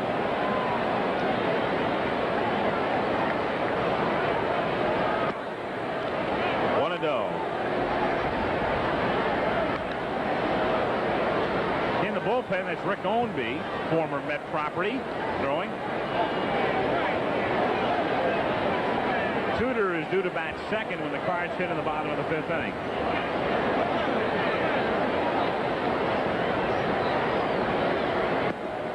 Tim, what do you think? Do most power hitters prefer to have the outfielders playing shallower or deeper when they come to the plate? What would you think? Power hitters like for outfielders to play shallow so they can rocket them over their head. The only problem I have with any power hitter is there aren't too many guys who can drive the ball over the opposite fielder's head. And I think too many dunkers are had in all of baseball. Of course, this base hit is a legitimate hit because it's pulled to left. A legitimate dunker. Yeah. But the dunker's the other way. Most guys cannot drive the ball over the opposite fielder's head. Unless you're talking about Murphy, Schmidt, Guerrero, guys like that, certainly. Strawberry, not too many left-handers. Kevin Mitchell can do it. He's strong enough to do it. But not too many guys can drive the ball over the opposite fielder's head. Now, they may hit a fly ball, a right-handed hitter over the right fielder's head, but that's different because you have time to get back on it. And I think in both leagues, the opposite fielders, generally speaking, play too deep. I would agree.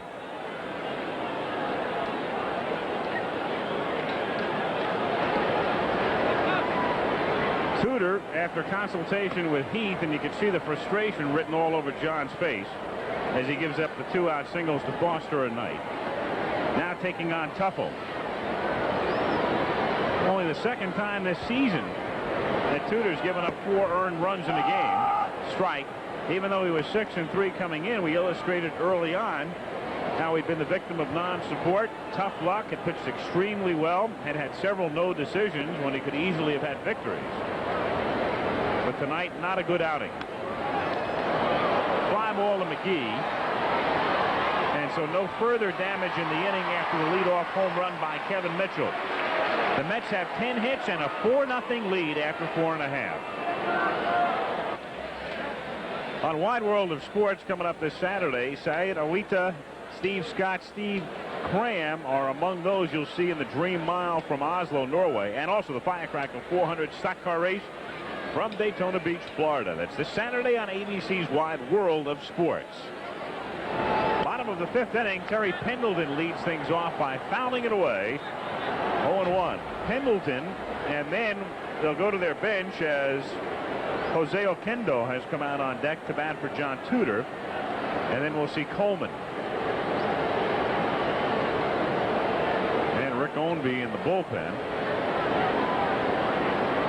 He'll face the Mets in the 6th inning. Pendleton slashes it to right field, but there's Mitchell making the play. Gauged it perfectly and reached down to grab it. One away in the 5th inning, and the former Met, Jose Oquendo. And where do you see his average? Remember, we were talking about the opposite fielder playing shallow. Well, Kevin Mitchell plays shallow and makes a nice play. Had he been playing Pendleton deep, the ball falls in front of him. Cheito Oquendo from Rio Piedras, Puerto Rico. Former Met and hitting .356. He is switch hitting again this year for the first time since 1983. And as a right-handed batter, he is 8 for 19. He has 6 singles and 2 doubles, so he's batting .421 from this side of the plate. Oquendo, for a brief while, a couple of months, a couple of seasons back, the Mets starting shortstop.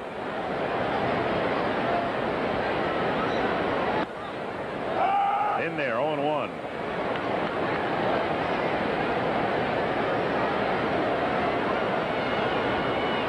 Oquendo, one of 6 switch hitters for the Cardinals. Breaks his back, but it's the next pack of the season for him. Another hit. A long single.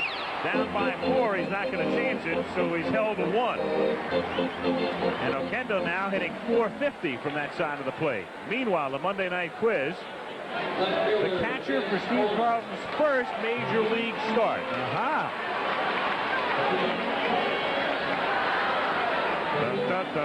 It was not Bob Uecker.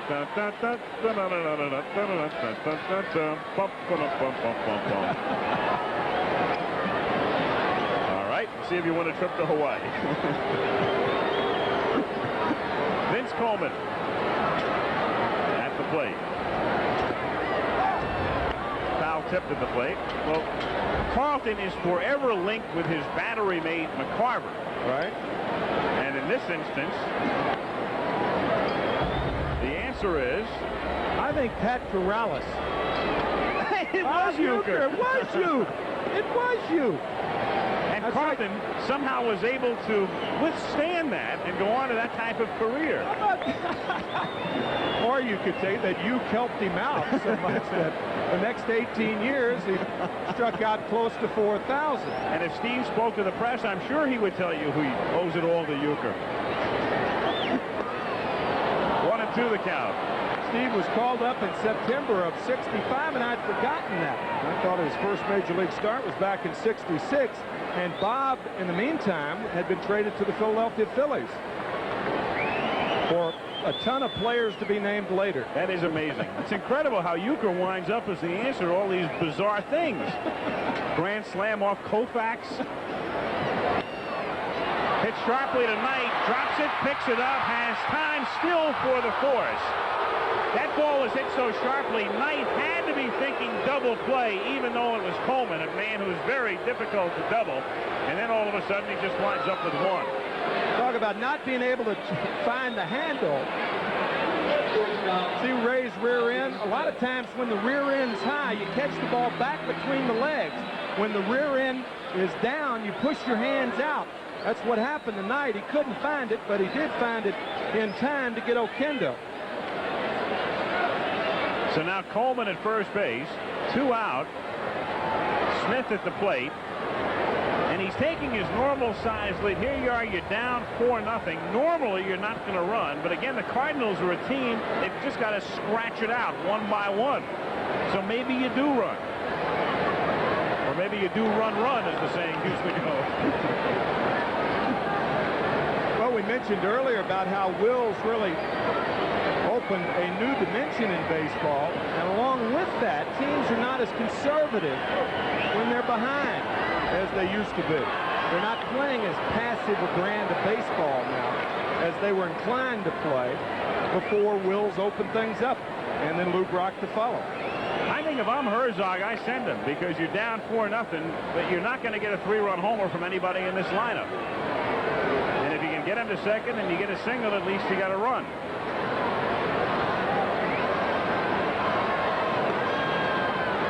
He's thinking about going. And if you're Bobby Ojeda, on the other hand, you don't want to be too concerned about Vince Coleman, because the end result, the best thing that could happen for the Cardinals is a steal of second base and then a base hit by Smith, unless Smith, of course, takes him deep. And he only had 5 home runs last year, did Smith, and none this year. Well, the odds are against him going deep. And Coleman goes. The pitch is low, and Carter's throw not in time. 2 steals tonight, 47 steals for the season now for Coleman.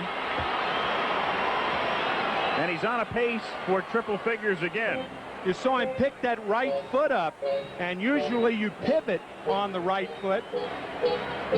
Gives you an idea of how much speed he has. That is not your proper technique. I think Joe Morgan pointed that out in postseason play last year. You pivot on your right foot. You don't pick the right foot up, because technically you lose about a half a step when you pick that right foot up. But Coleman's so fast it doesn't matter. 2-1. See, he's got 47 steals now, and we're about a week shy of the halfway mark. So he's on a pace that would give him over 100. He's 11 for 11 against the Mets. Ricky Henderson leads the American League. There he goes to third. He's not finished yet as he steals third. Oh, that's a bad play, in my opinion. That was a very, very close play at third base. And if Coleman's thrown out in this situation 1 out of 100 times, and that's an exaggeration, but you cannot be thrown out in this situation, and he was very nearly called out at third base. A very close play. Not down 4-0 to end the inning on a steal of third. With 2 out. Very close. Nonetheless, 48 steals. up high. And Smith is aboard. So runners at first and third, and Tommy Herr is the batter. I bring up that pace that Coleman's on only for one reason. He's been slumping.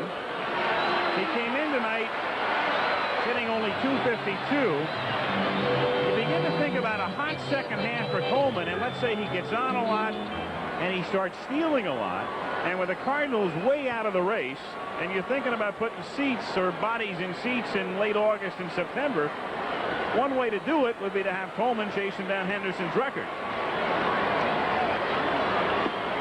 Not that they're thinking about that right now, but the guys in marketing wouldn't mind it. Well, the Cardinals over $1 million this year, the earliest in their history. Right now they're second only to the Dodgers in National League attendance. Herr fouls it away. One reason is the residual effect. When you win a pennant, as the Cardinals did last year, you sell a lot of tickets in the offseason. People want to come to the ballpark as Coleman is at third and Smith is at first. So your season seat sale goes up and your advance sale goes up, and people start talking about you, and you draw normally a lot better at the beginning of the year than you would. Yep. And there's a carryover effect. Smith goes, it's inside, and there's no throw. So that's the third steal in the inning for the Cardinals, their fourth steal of the game. On Saturday night against the Phillies, they stole 5 bases in the 7th inning, 6 in the game, and lost. Their high for the season is 6 stolen bases against Montreal, and they will probably eclipse that 300 stolen base mark as they did last year. They stole 314. Only 5 teams in Major League history have done that. So Herr with a chance to drive in a couple with a single and get him back in the game, and gets backed off himself. 2-2.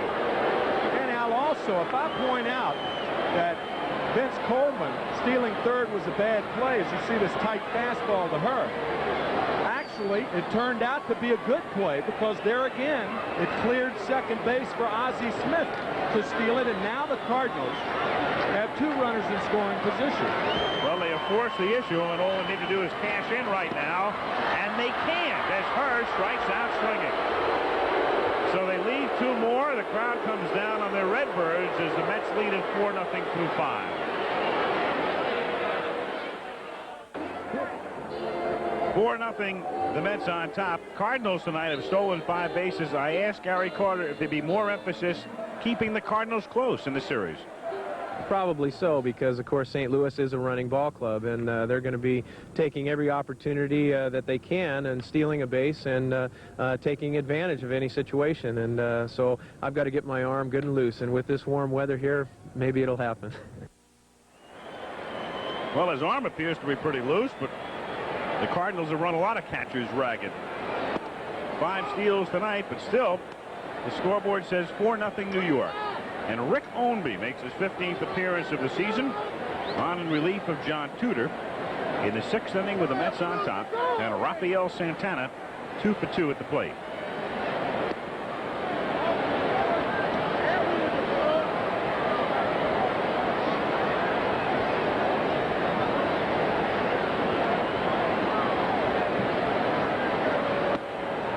Ownby in the role of long man right now.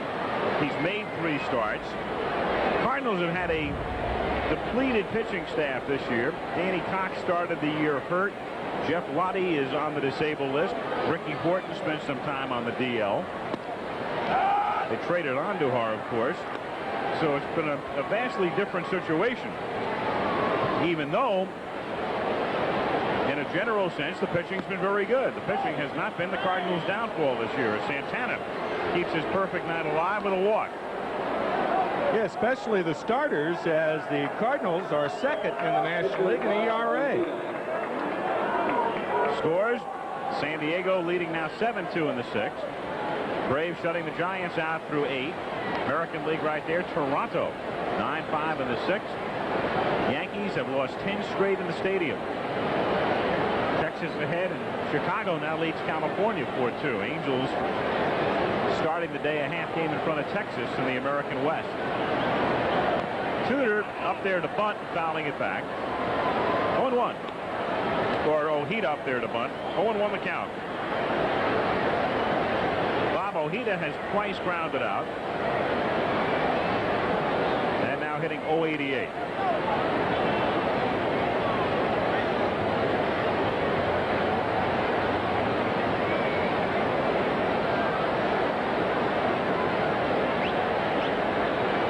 Charges from third, and it's popped up in foul ground, and Heath dives but can't make the catch. And it's a good thing Heath didn't make the catch, because if he makes the catch, Santana tags, and the sacrifice is successful. So there's no sense in diving for a ball like this. Santana walks to second base. Now, what if Mike Heath catches the ball? What happens?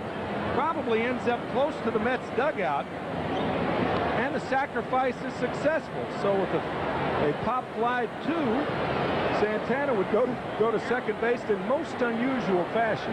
And you know, the irony of that is Heath gets a nice hand for it, and yet had he thought it out and not made that attempt, they would have booed him for not trying for it.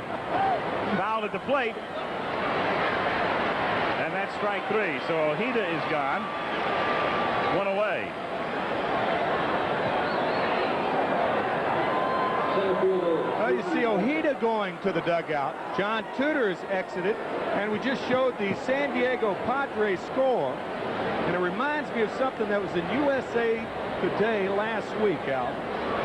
Of course, Steve Boros, the very literate manager of the Padres, was asked to name his 5 favorite books: Don Quixote, Moby Dick, The Great Gatsby, Huckleberry Finn, and his last one is not a book whose title endears you to Major League Manager. His last book, Farewell to Arms.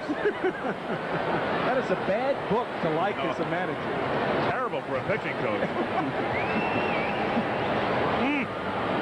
Mercy.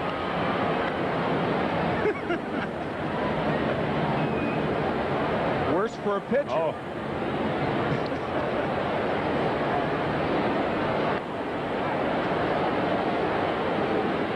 Like some old Boston staffs of the past, doesn't it? Indeed it does. Not this year, though.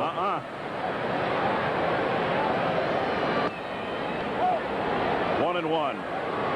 And yet, knowing Burroughs at night, he probably curls up with a good old Elias baseball analyst. Either that or a computer programming book, along with Davey Johnson. Hit sharply on a hop to Smith. To her, he turns it over in time for the double play. Wilson and the Mets are done in the 6th. It's still 4-0 Mets at the end of 5 1/2. In St. Louis, our season premiere of Monday Night Baseball, Al Michaels along with Tim McCarver Stadium, where Bo Jackson made his debut tonight. He struck out, by the way, his second time up. What did you think of that decision, and what do you think of Bo's chances? I think that Bo Jackson made the right decision for this reason. If he fails in baseball, he will have a much better chance of going to football by failing baseball, whereas if you fail in football, it might be the injury that's going to put you out. And then you can, by coming back and trying to play baseball, you may be 40 years old and say, I wonder if I would have tried baseball, would I have been successful? That hasn't been pointed out enough. I think you're exactly right. It would be very difficult to make the transition the other way, but this way, if it doesn't work out, if he doesn't live up to whatever self-imposed timetable he has, it's the type of skill running with a football, it's not going to leave you overnight. Willie McGee leads things off. 1-1 the count. McGee nicely, and Landrum. That's what Chris Berman, I'm sure, would call you on ESPN. Tim McCarver Stadium. There are worse things. 1-1 pitch is inside. Jackson has grounded out his 3rd time up. So we showed you his single earlier, and now he's 1 for 3. Nothing but a flash in the pan, huh? 2-2. Think about Bo Jackson. If you're a second baseman, think about him at that size and with that speed coming in to break up a double play. Of course, there's a lot of technique that will have to be learned by Bo. There are a lot of guys in baseball that are fast but not good base stealers. One that comes to mind, Chili Davis of the Giants. He's thrown out almost as much as he steals second base.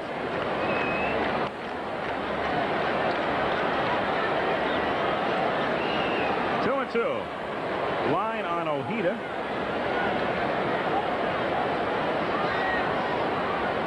Be nice if Bo makes it to the big league someday and has the opportunity to try to score against Mike Sosa. Oh, man. I say it would be nice. It'd be nice for the fans. It would be very nice. Very good for Sosa.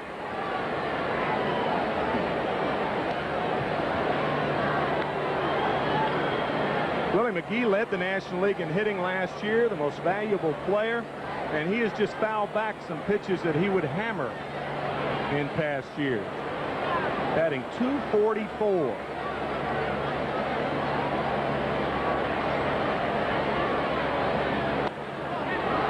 And he chased that one.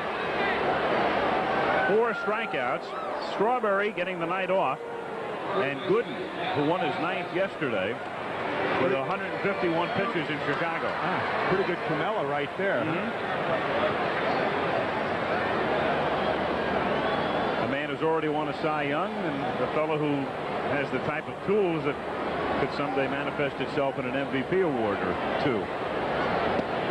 Nicely. 0-1 the count.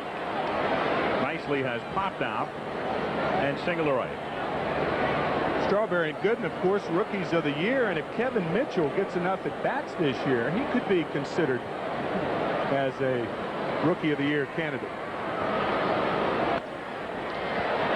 Santana backhands nicely and throws him out. Raphael not hurrying the play, knowing that Nicely doesn't run very well. And a man who's had a perfect night at the plate does the job in the field. And the reason Davy Johnson started Raphael tonight was for this reason. A lot of ground balls by right-handed hitters thrown by Ojeda. And that's pointed out well. He took his time. Santana does not have a lot of range to his right. He does have range to his left, but not to his right. But he did make a nice play on that ball.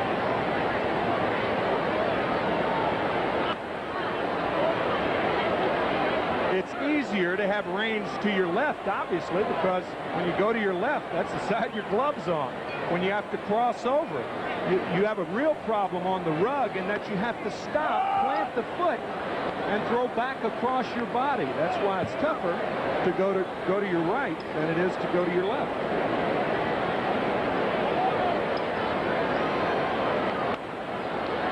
Little looper. Foul territory and playable if Hernandez can get there, but no. He's had a little trouble finding it. Tough play. Ball not hit that high, and he had to move on the dead run, and he couldn't come up with it. Yeah, you don't have a chance to get a foundation here. You got to make the catch on the run, and Hernandez is actually going toward the right field fence. He's to the right of the ball. We saw Terry Pendleton last year make those 2 spectacular plays.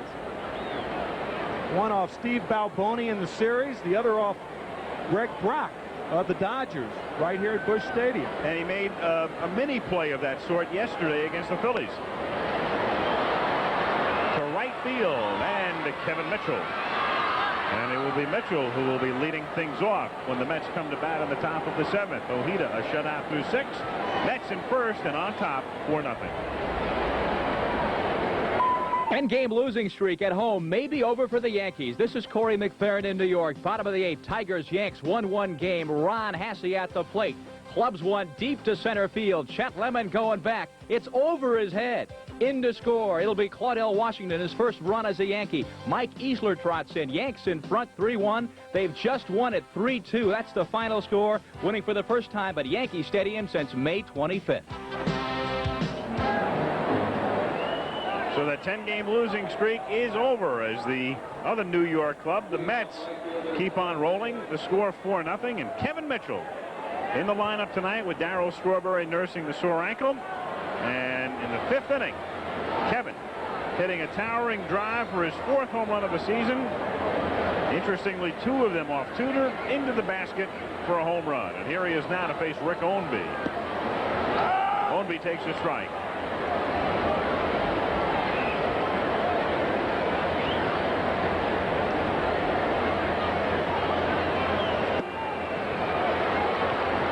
2. Dave Johnson watching his team in front, trying to maintain a 9.5 game advantage. Ownby, by the way, is one of those who came to the Cardinals in that Keith Hernandez trade 3 years ago, the other being Neil Allen. 1-2. Neil Allen, of course, now pitching for the Chicago White Sox. That trade made June 14th, 1983. And Rick Ownby has good stuff. 10-9 last year with Louisville, but he does have a tendency to get wild. If he throws strikes, he can be tough. 2-2. Ownby with hobbies that really endear management to long-term contracts. He likes throwing the frisbee, playing volleyball, water skiing. Well, what do you expect from a guy from Orange County? Corona, California. Beach boy. Yes, sir. Laid back. The thing I love about Ownby is he's always got a great tan. Now, there's a man with his priorities in order. Get that sun. Hit foul. He's also a character. You come out to do a Cardinal game, and we'll do the interviews that we roll in during the game, and normally you're dealing with your Carters and Hernandezes and people like that. And Rick's always ready to walk up and be interviewed. He'll look at you, maybe next time. Yeah, he'll look at you, he'll say, not tonight.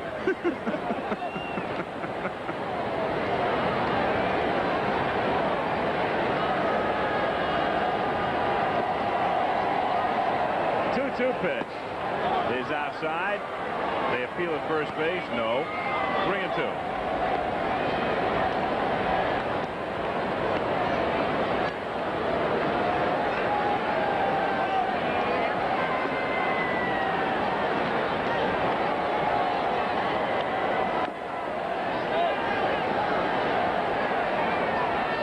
Mitchell, Hernandez, and Carter in the 7th inning.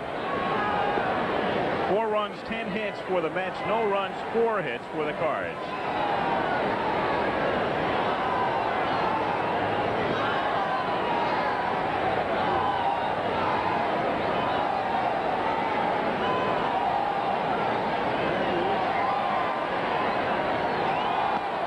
And he loses them. So Mitchell with a walk, a single, a homer, and now another walk. He and Santana with perfect nights going. And here's Hernandez. Again, that trade, if you tuned in late, Ed Lynch, who was on rehabilitation assignment in AAA, sent to the Cubs today for 2 minor leaguers. And there are the figures for Dave Lenderman. 2-5 and a 4.89 ERA at Pittsfield. And the catcher Dave Liddell, a 2.66 hitter at Peoria.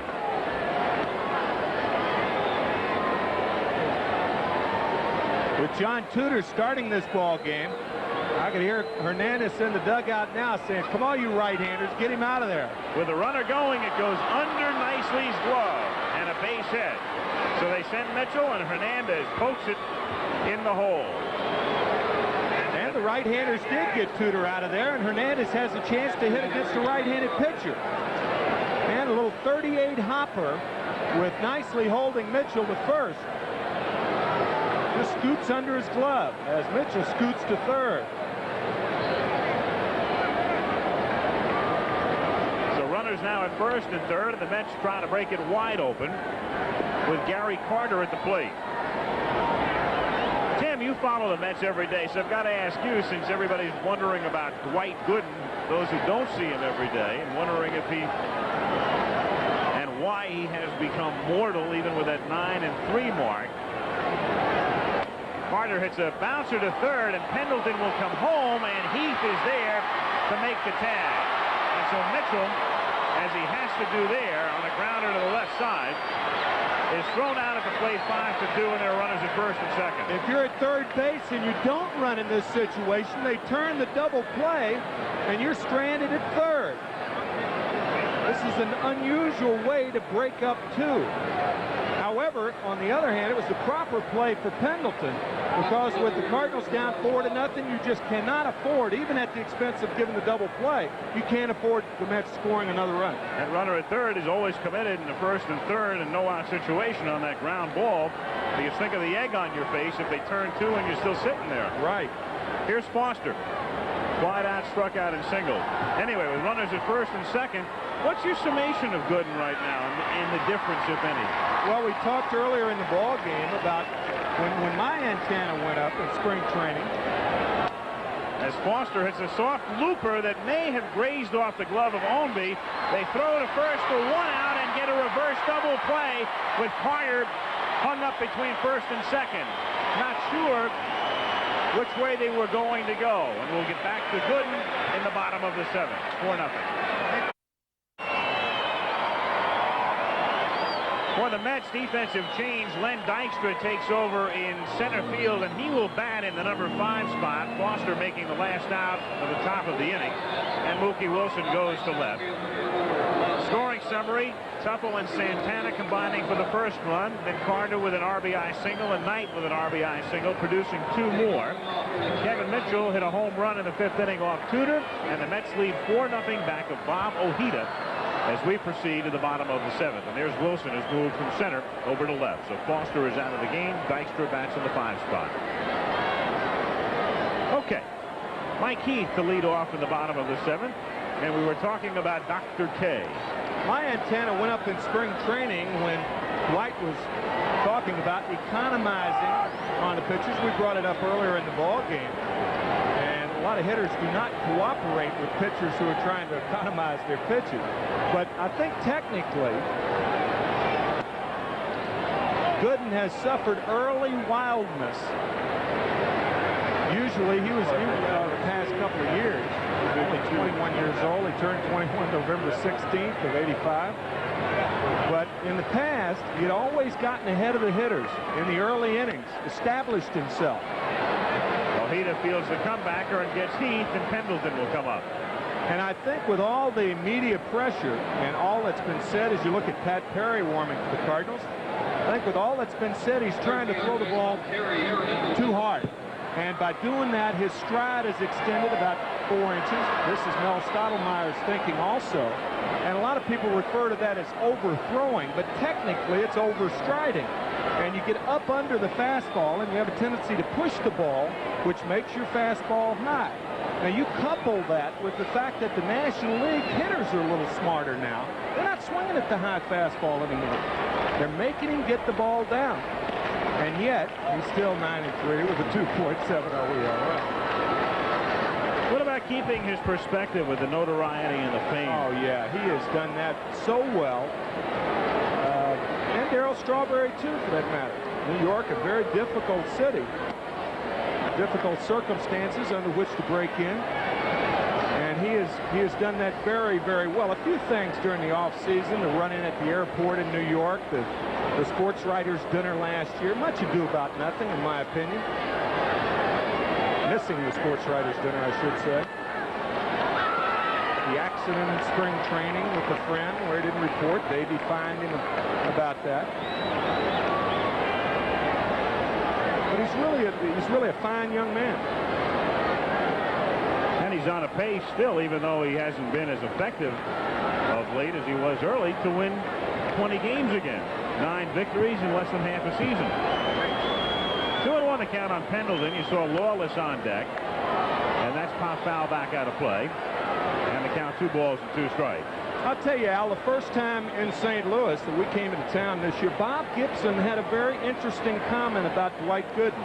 He said that he will never be any better than he is right now.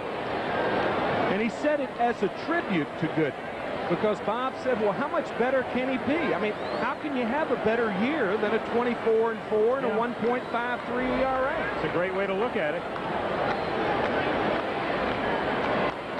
Pendleton pops it foul. It's the case with Gibson. You go back to 1968. He had that beyond belief year with a 1.12 ERA. And then the funny thing is, your expectations are even greater if you're a fan the next year. Why can't he do it again, you begin to think? And the Hall of Famer Bob Gibson was 29 years old before he struck out as many as Gooden did when Gooden was 19. To put things in perspective. In the air to right center field. And it's Mitchell making the play. 2 down. You know, it's funny, you think about superstars' careers, not necessarily pitchers, and they're coming into the game, a look at the averages, and as you can see, Ozzie Smith, a man who would normally hit 8th, had the Cardinals having the type of year they did last year, is the key man at 302, and you've got 3 men in the 1s and another at 211 as Lawless bats here for Ownby. Thinking of yesterday when Mike Schmidt was here, we did the game, thinking about superstars' careers. Guys come up, a lot is expected of them. They turn in good early performances. Then they may go through little swale periods, as they all do. And the crowd begins to develop almost a love-hate relationship with you for a while. And then you come back out the other side in your mid to late 30s, and they love you all over again. That certainly happened to Mickey Mantle with the New York Yankees. Great case there. Not until Roger Maris appeared on the scene did Mantle become the popular favorite that he was to be remembered by. Right. He had struggled with the press and the people in New York all through the 50s, and Roger comes on the scene, and Roger, a super guy, and very instrumental in the Cardinal championship years in 67 and 8. Yep. Super ball player, but maligned a bit in New York.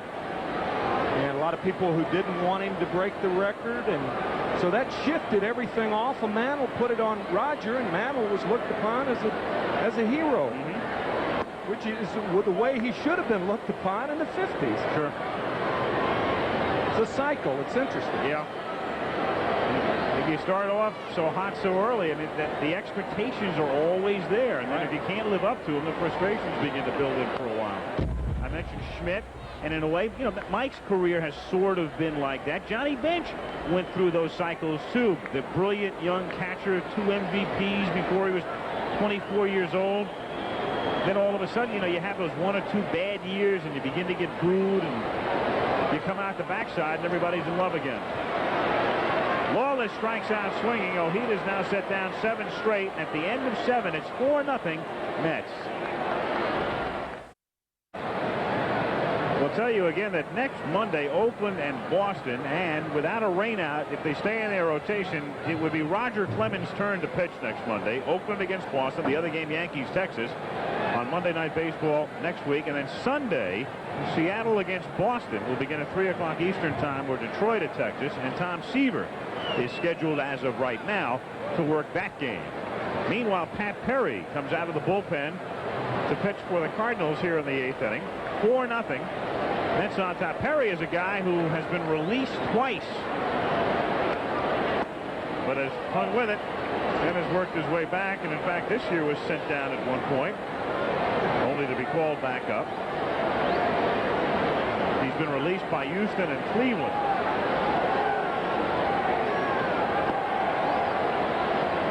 The count.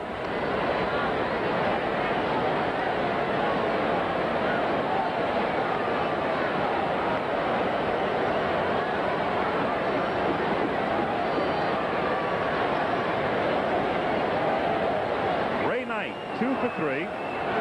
Knight, Tuffle, and then Santana here in the top of the 8th inning.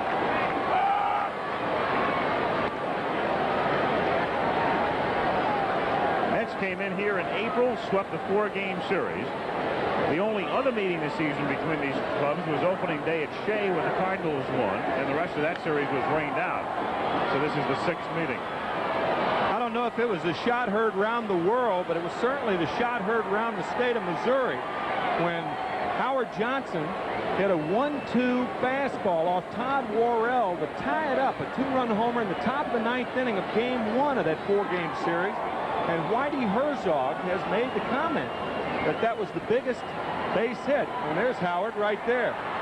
2-run homer against Todd Worrell. The Mets eventually won that game in 10, and the descent of the Cardinals really started with that ball game. In the air to right center, and Landrum got a good jump on it and flags it down, 1 away. Good wood, but to no avail. Tim Tuffle is the batter. You know, the Cardinals way out of it as you look at the largest division leads through the 30th of June, and that's the date today. All of those teams, and that's since divisional play began in 1969, all of those teams went on to win their division. Orioles won the pennant, A's won the division and lost in the playoffs to Baltimore. Tigers won the pennant, Reds won a pennant, and the Phillies in '76 lost to the Reds in the playoffs. But they all went on to hold that margin. And the Mets at 9.5. We turn a page on the calendar.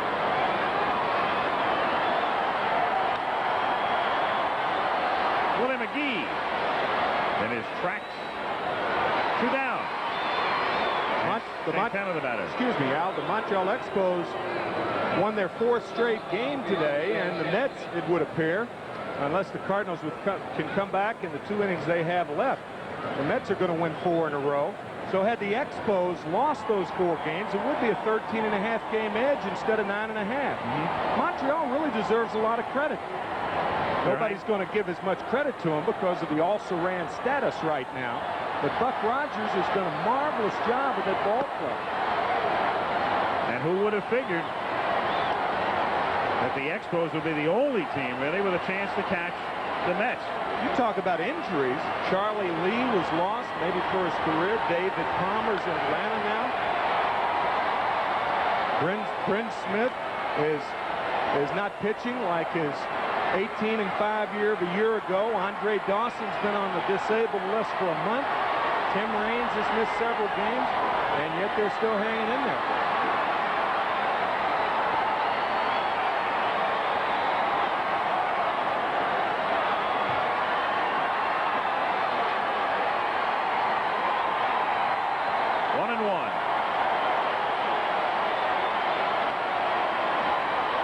In the air to shallow center, and it's Ozzie Smith taking care of it and taking care of the Mets. But at the end of 7.5, it remains the Mets 4 and the Cardinals nothing.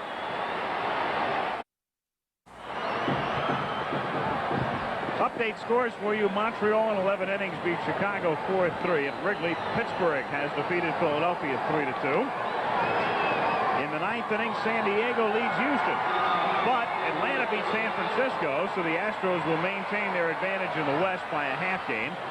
And the Reds have now caught the Dodgers 5-5. Meanwhile, Wild won at Fenway 9-9. Toronto and Boston in the 8th. Yanks win. Baltimore comes from behind to win 5-2. Twins and Rangers are tied in the 7th.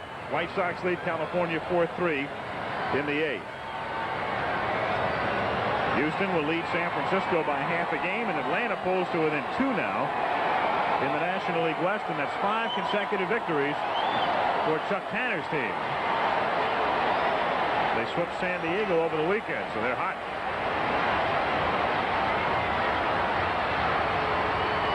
Vince Coleman, triple, walk, grounded out.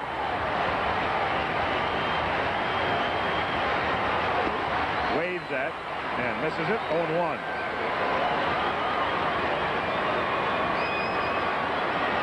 Typical night of frustration for the Cardinals.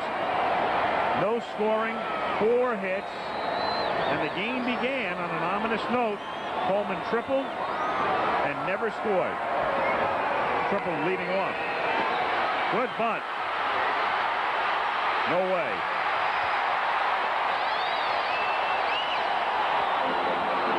Nancy Lopez, the great golfer and the wife of Ray Knight, squinting for a better look. New mama. And very appropriate, because that looked like one of Nancy Lopez's putts that Coleman just put down third. Right. That was a blueprint, wasn't it? Mm-hmm.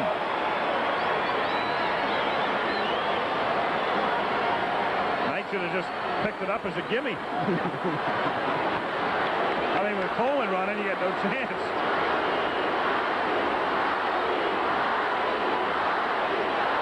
Ozzie Smith. And Coleman goes. The pitch is high. To throw to second. Not in time.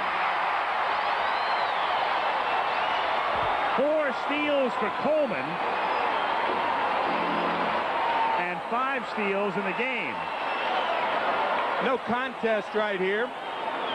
4 stolen bases for Vince Coleman. That gives him 49 on the year.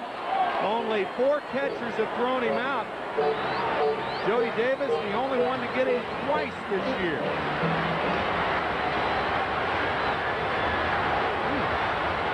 1-0 the count on Ozzie Smith.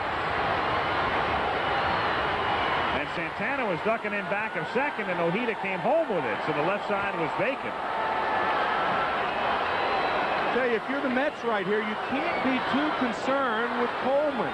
You have a 4-run lead, bottom of the 8th inning.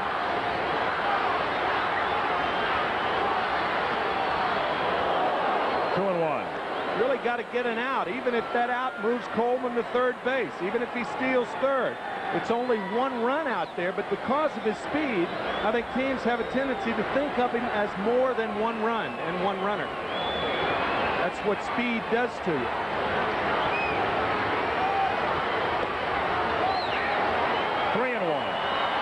Times it's not the stolen base itself that's the important thing. It's the threat of the stolen base. What it does to the pitcher, the middle infielders moving all around, like Santana did on that second pitch to Smith. And Ozzie's on. So that should get him stirring in the Mets bullpen. Runners at first and second with nobody out, and Tommy Herr coming to the plate. This telecast, presented by authority of Major League Baseball, may not be reproduced or retransmitted in any form without the express written consent of Major League Baseball.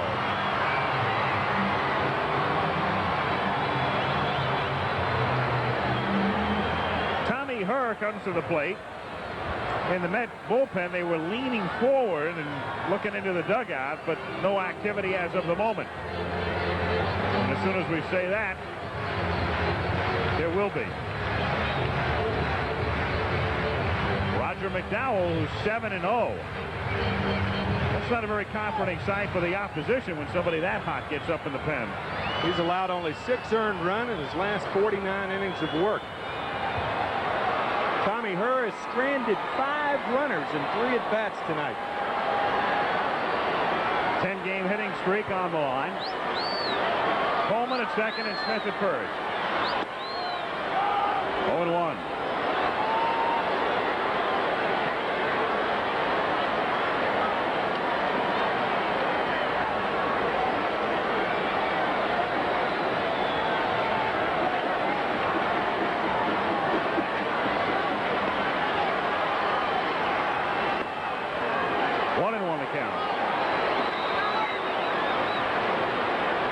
Coleman with 4 steals. That equals his individual career high. He did it once before in Montreal last season.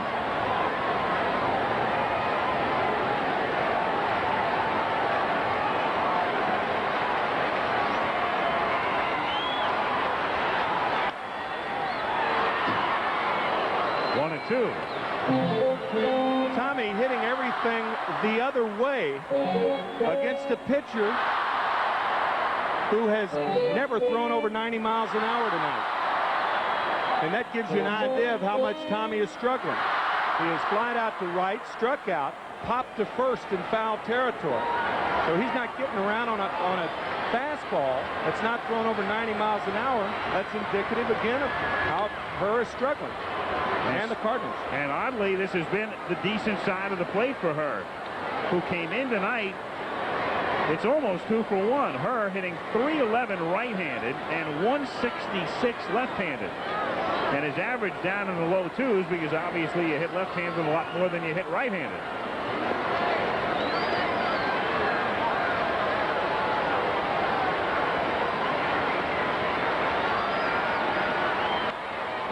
Hopped up and playable for Carter. And the Blues cascade down one more time. That's becoming a common sound in St. Louis, especially over the past few days. Interesting quote by Claude Osteen, the pitching coach of the Phillies, commenting on the booing of Ozzie Smith yesterday. He said the people started booing Ozzie Smith, and then they stopped themselves as in unison, as if to say, we can't boo him. It's right. Ozzie Smith. Yeah. Strange feeling. There are some fans who will boo at the drop of a hat, but there were others who, in a way, begin to come to your defense if it's unmerited. 0-1 on McGee. But the funny thing nowadays, I mean, it's with television and all of the games that are available and the booing and the what have you done for me lately syndrome, it's rare that an athlete doesn't get booed, somebody who's in a slump.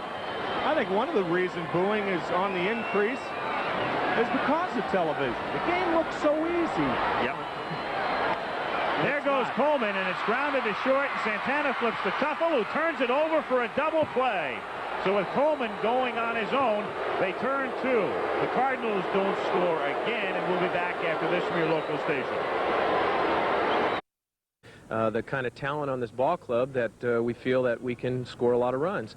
And we got a great pitching staff as well. I mean, 2 guys with 9 wins, 2 guys with 8 wins, and Roger McDowell with 7 wins. So we've just got a good bunch of guys. It's a great chemistry on the ball club, and we just feel like we can go out and win every game. They lead here 4-0 with Bob Ojeda at the plate, starting the 9th inning with a soft grounder to Tommy Herr. 1 away. Rick Ownby has set down the foreman he's faced. And the top of the order now is Mookie Wilson, or Pat Perry now in. Rick Ownby, while he was in there, did the job in relief of John Tudor.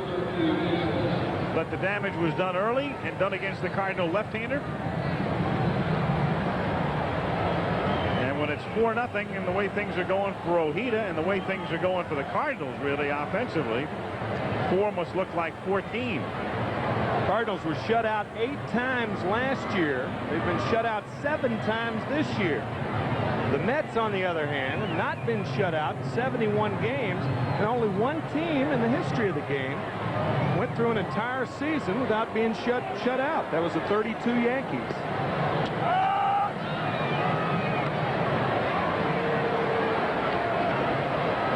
Matter of fact, the latter part of 31, the entire 32 season, and the beginning of 33, the Yankees went 301 games without being shut out. They had some mashers on that club. Begin with Ruth, continue with Gehrig, and Bob Musial and Tony Lazzeri.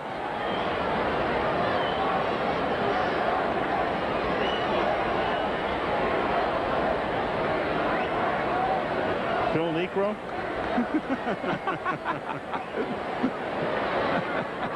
Seems that way, doesn't it? Oh, I'm telling you. 1 and 2. You saw it the other night in Anaheim, Saturday night. 47-year-old Phil Niekro, 41-year-old Don Sutton. That was the matchup. Neither man figured in the decision.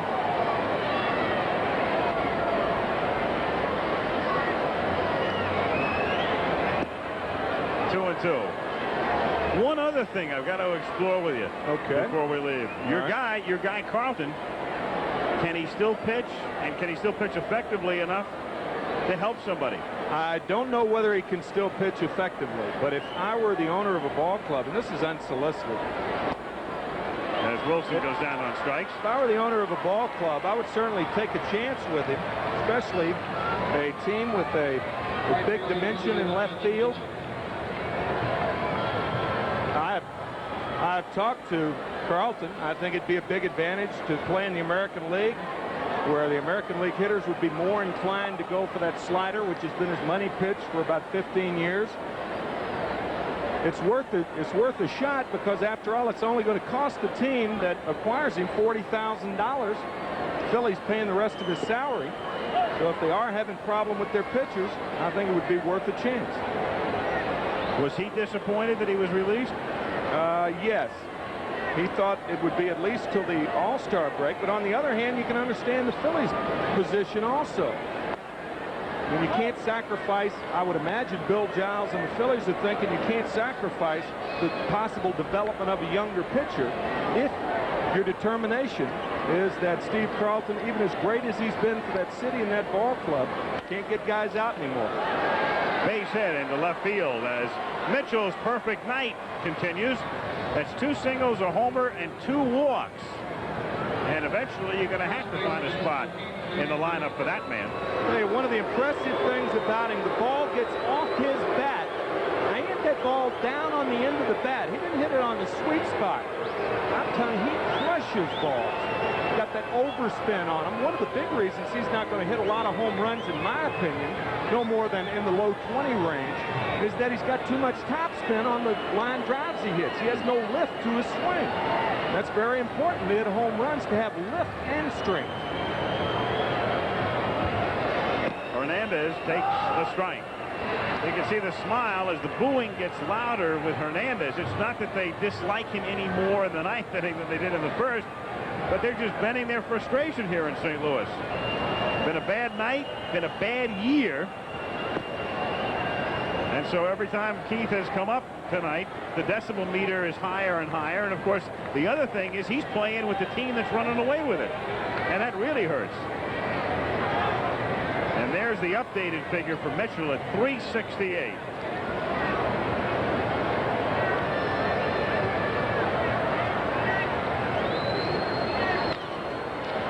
A base hit for Keith. Mitchell stopping at second, and so Hernandez is 2 for 5. The Mets with 1 run in the second, 2 in the third, 1 in the fifth, and a total of 13 hits.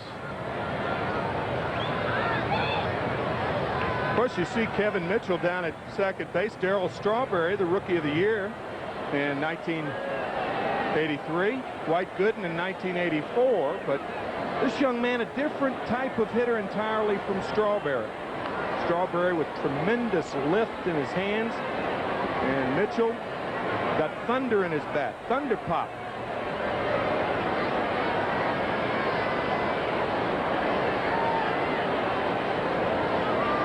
Every time I think of Mitchell, I think of those guys who do nothing but moan and complain and say that they can't hit because they're being moved around. Oh, boy. You know, the guy who goes from the outfield to first base or whatever, or tells you that I can't play third or should really be in left. This guy's played 6 different positions, and he's hitting in the 360s. Or close to it. Kevin's saying is play me or sit me on the bench. That's very, very important, and you often don't find that with young ball players. Older ball players, much more amenable to that type of situation, how they're used, than younger players. Base hit into left center field, and Mitchell will be waved in. He'll score to make it 5-0 as Hernandez stops at second. That's so true. If you're a veteran, you feel as if you've earned some respect. If you're a Pedro Guerrero or somebody, and they're moving you around between the outfield and third base, you can begin to use it as an excuse, I suppose, or at least as a possibility. The fact when you go into a slump, you're thinking about fielding, but if you're a young guy just looking for a spot in the line, that's the last thing in the world you want to do. That's right. On the other hand, you take a case like Lee Lacy with the Orioles, who was always an extra man and never really had an opportunity. He had that tag on him as being an extra man, and then when he was given the opportunity to play regularly, he responded with great years. 3 in a row, as a matter of fact.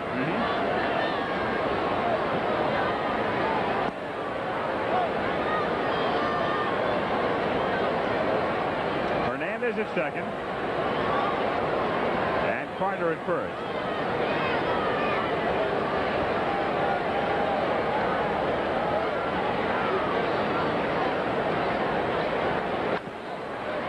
Ground ball, fair ball. Nicely to Perry, too late. And Perry is hurt. The ball rolls out of his glove. Hernandez scores, and runners will be at first and third as Perry gets run over, steamrolled by Len Dykstra. I'll tell you, when Dykstra dove for the bag, dangerous in itself, he set up a stump on first base, and I believe Perry tripped over him. I'm not sure. But Pat Perry appears to be seriously hurt. Dykstra, on the other hand, diving into first base, and we have seen him do that several times this year, and it seems like he always dives and hits the middle of the bag. Now here's Perry coming down, and it's just like going up for a jump shot and having your legs just cut out from under you. Perry hits on his right side. Oh boy. And he hit the turf, and that is hard. Like concrete. Matter of fact, it has an asphalt base. does the turf-harried push. See, he never had a chance to get that right foot down on the ground, but he gets it down on Dykstra's left side, his left part of his rib cage. Dykstra appears to be all right, as does Pat. A big scare here. Like to see a smile on the face of the young man after something like that happens.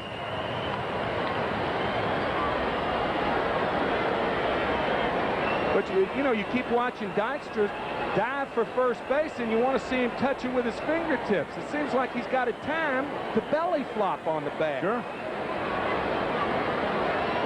So Perry, who a moment ago looked like he might have to be carried off, may stay in the game. The way it turns out. An error has not been posted yet, but I would think one would have to be given for allowing Keith Hernandez to score. It was a good play by Nicely, who makes the throw, but it's high to Perry. Like a defensive back, or a wide receiver, I should say, who extends and then just has everything cut out from under it. Well, he hit that turf hard. So we're still waiting for the scoring on it, but the Mets get another run and lead by a score of 6-0. Third baseman Ray Knight. Ray Knight, 2 hits tonight.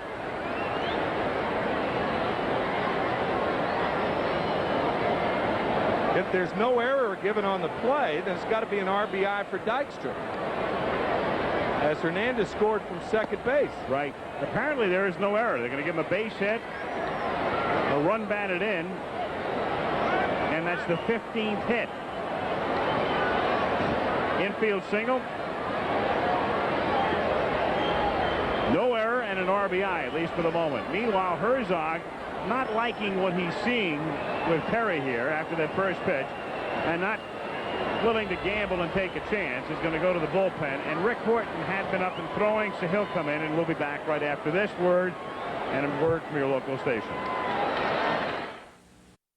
Should be ready momentarily, as when Perry was down, Herzog had gotten Horton up, and he got in 10 to 12 pitches in the bullpen, and about 15 to 20 more while we were in commercials, so Horton is just about ready. In the American League, Yanks win, snapping a 10-game home losing streak back to Rasmussen.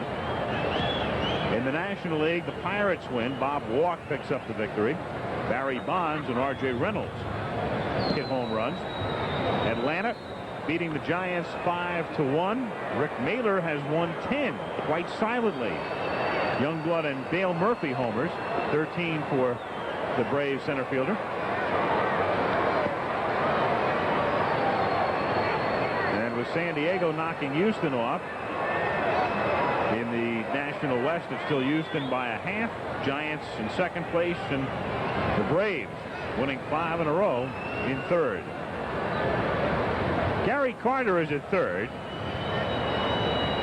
Len Dykstra at first base, as Ray Knight gets ready to stand back in, and Horton inherits the count of 1 ball and no strikes.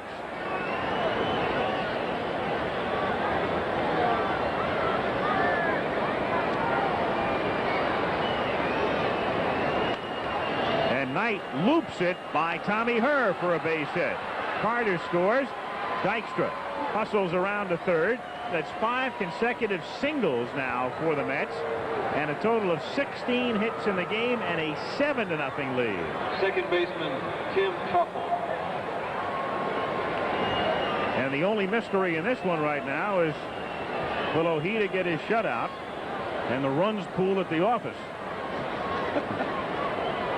If the Mets win this game, or when the Mets win this game, there will be 24-7 against left-handers this year.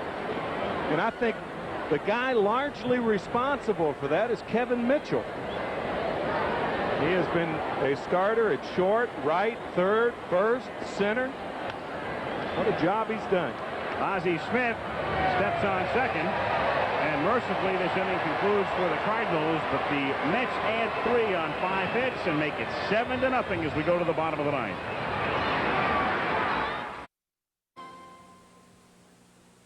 Nobody is left. Those are some early arrivals for tomorrow night's game at Busch Stadium. They have vacated in a hurry here. 7-0. The Mets on top. Bob Ojeda in quest of his 9th win and 3 outs away from it, and trying to pitch the shutout. 38,819 the crowd in St. Louis tonight. And again next Monday, Roger Clemens, the way it looks right now, would be the starting pitcher if they stay in rotation without a rainout. Oakland against Boston. Clemens now 14-0, goes for his 15th to attempt to tie an American League record on Wednesday, and if he's successful, that would be for the record next Monday. Of the game, Yanks against Texas. Alan Nicely, the batter, 1-0. Reminder to stay tuned for your late local news following the game. And then Nightline, as Nicely grounds it by Ray Knight and down into the left field corner. And the lumbering first baseman pulls into second with a stand-up double. First Cardinal extra base hit since Coleman started the game with a triple. Ended up on third base with nobody out. Then Ozzie Smith, who rarely strikes out, he struck out. Tommy Herb popped to Hernandez in foul territory, and Willie McGee grounded back to Ojeda, and that set the stage for the night. Landrum is 0 for 3.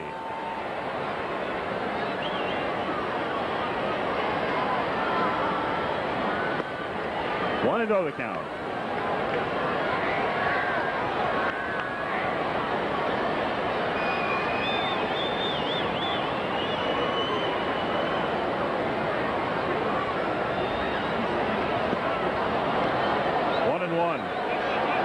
Folks here in St. Louis have to be wondering when the real Cardinals will stand up.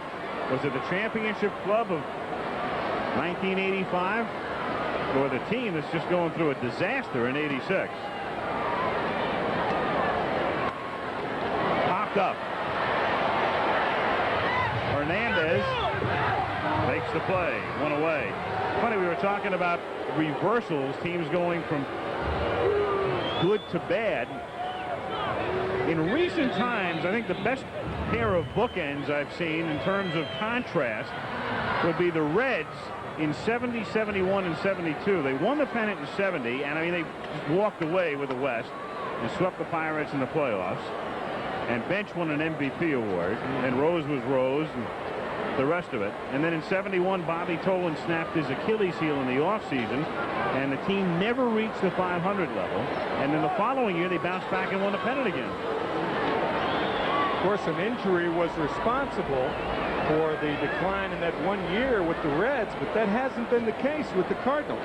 I think Andy Van Slyke, when it was applied personally to him, his comment early in the year really applies to the team as a whole. He said, baseball's filled with peaks and valleys. You just got to stay out of the Grand Canyon. I don't know if the Cardinals are in Grand Canyon yet. They're in some type of canyon. Well, the Cardinals have been through the peaks and valleys in the 80s as well. Remember, the 82 team won the pennant. Right. And then a couple of down years, and then all of a sudden right back up on top again. So they've really ridden a roller coaster in recent years. Bobby Ojeda went to Redwood High School in Visalia, California. Then he went to the College of the Sequoias. So I guess you could say he grew up around some good wood. Well, he's doing a good job keeping it away from that same wood tonight. In the air to deep left field, but it's Mookie Wilson making the catch. And there are 2 down. So he gets good wood, speaking of it, but not enough. ABC News Nightline after your late local news.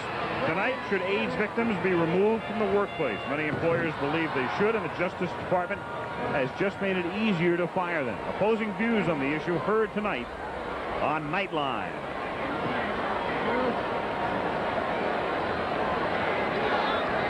Terry Pendleton, 1 for 3. Ojeda an out away right now from becoming a 9-game winner. And that would tie him with Gooden and Fernandez for the team lead, and Ron Darling right behind at 8. And McDowell in the pen with 7. And our thanks to Alan Roth up here and to Steve Hurd for the graphics. Our 11th season of Monday Night Baseball. Not quite high drama, but what you're seeing is a pretty good example of why the Mets are where they are and where the Cardinals are where they are.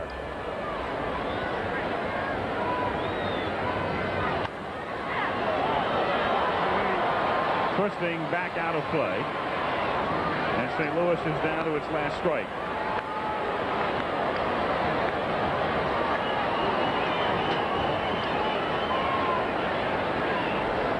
Ojeda did not have a shutout last year. He has thrown one this year. He had 5 back in 1984 for the Red Sox. It's a lot of shutouts in that ballpark. 5 for a left-hander.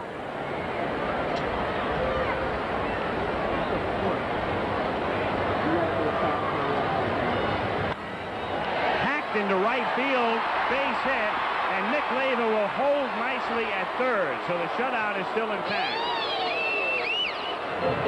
Nicely does not run very well.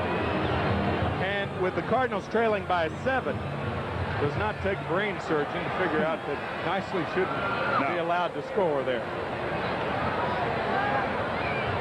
Kurt Ford now, recently recalled from the minors, will come up with runners at first and third.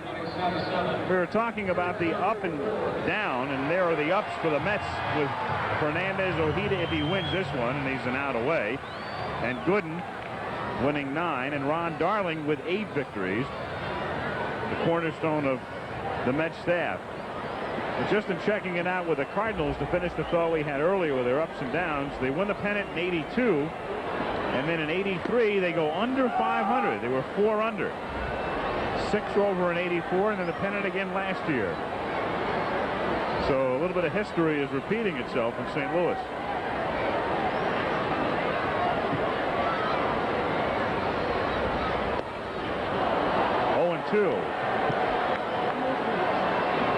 The Mets with a good chance to have 4 pitchers win 20 ball games this year. It was done back in 1971 by the Orioles. 54 Cleveland Indians did it. Lemon, Garcia, Wynn, company. Just outside. 1 ball, 2 strikes. As a matter of fact, it was back in 71 when Dave McNally won his first 15 decisions. And here Roger Clemens going for it in a couple of days. Going for 15 in a row right out of the chute. Breaking pitch just missing. 2-2 on Ford.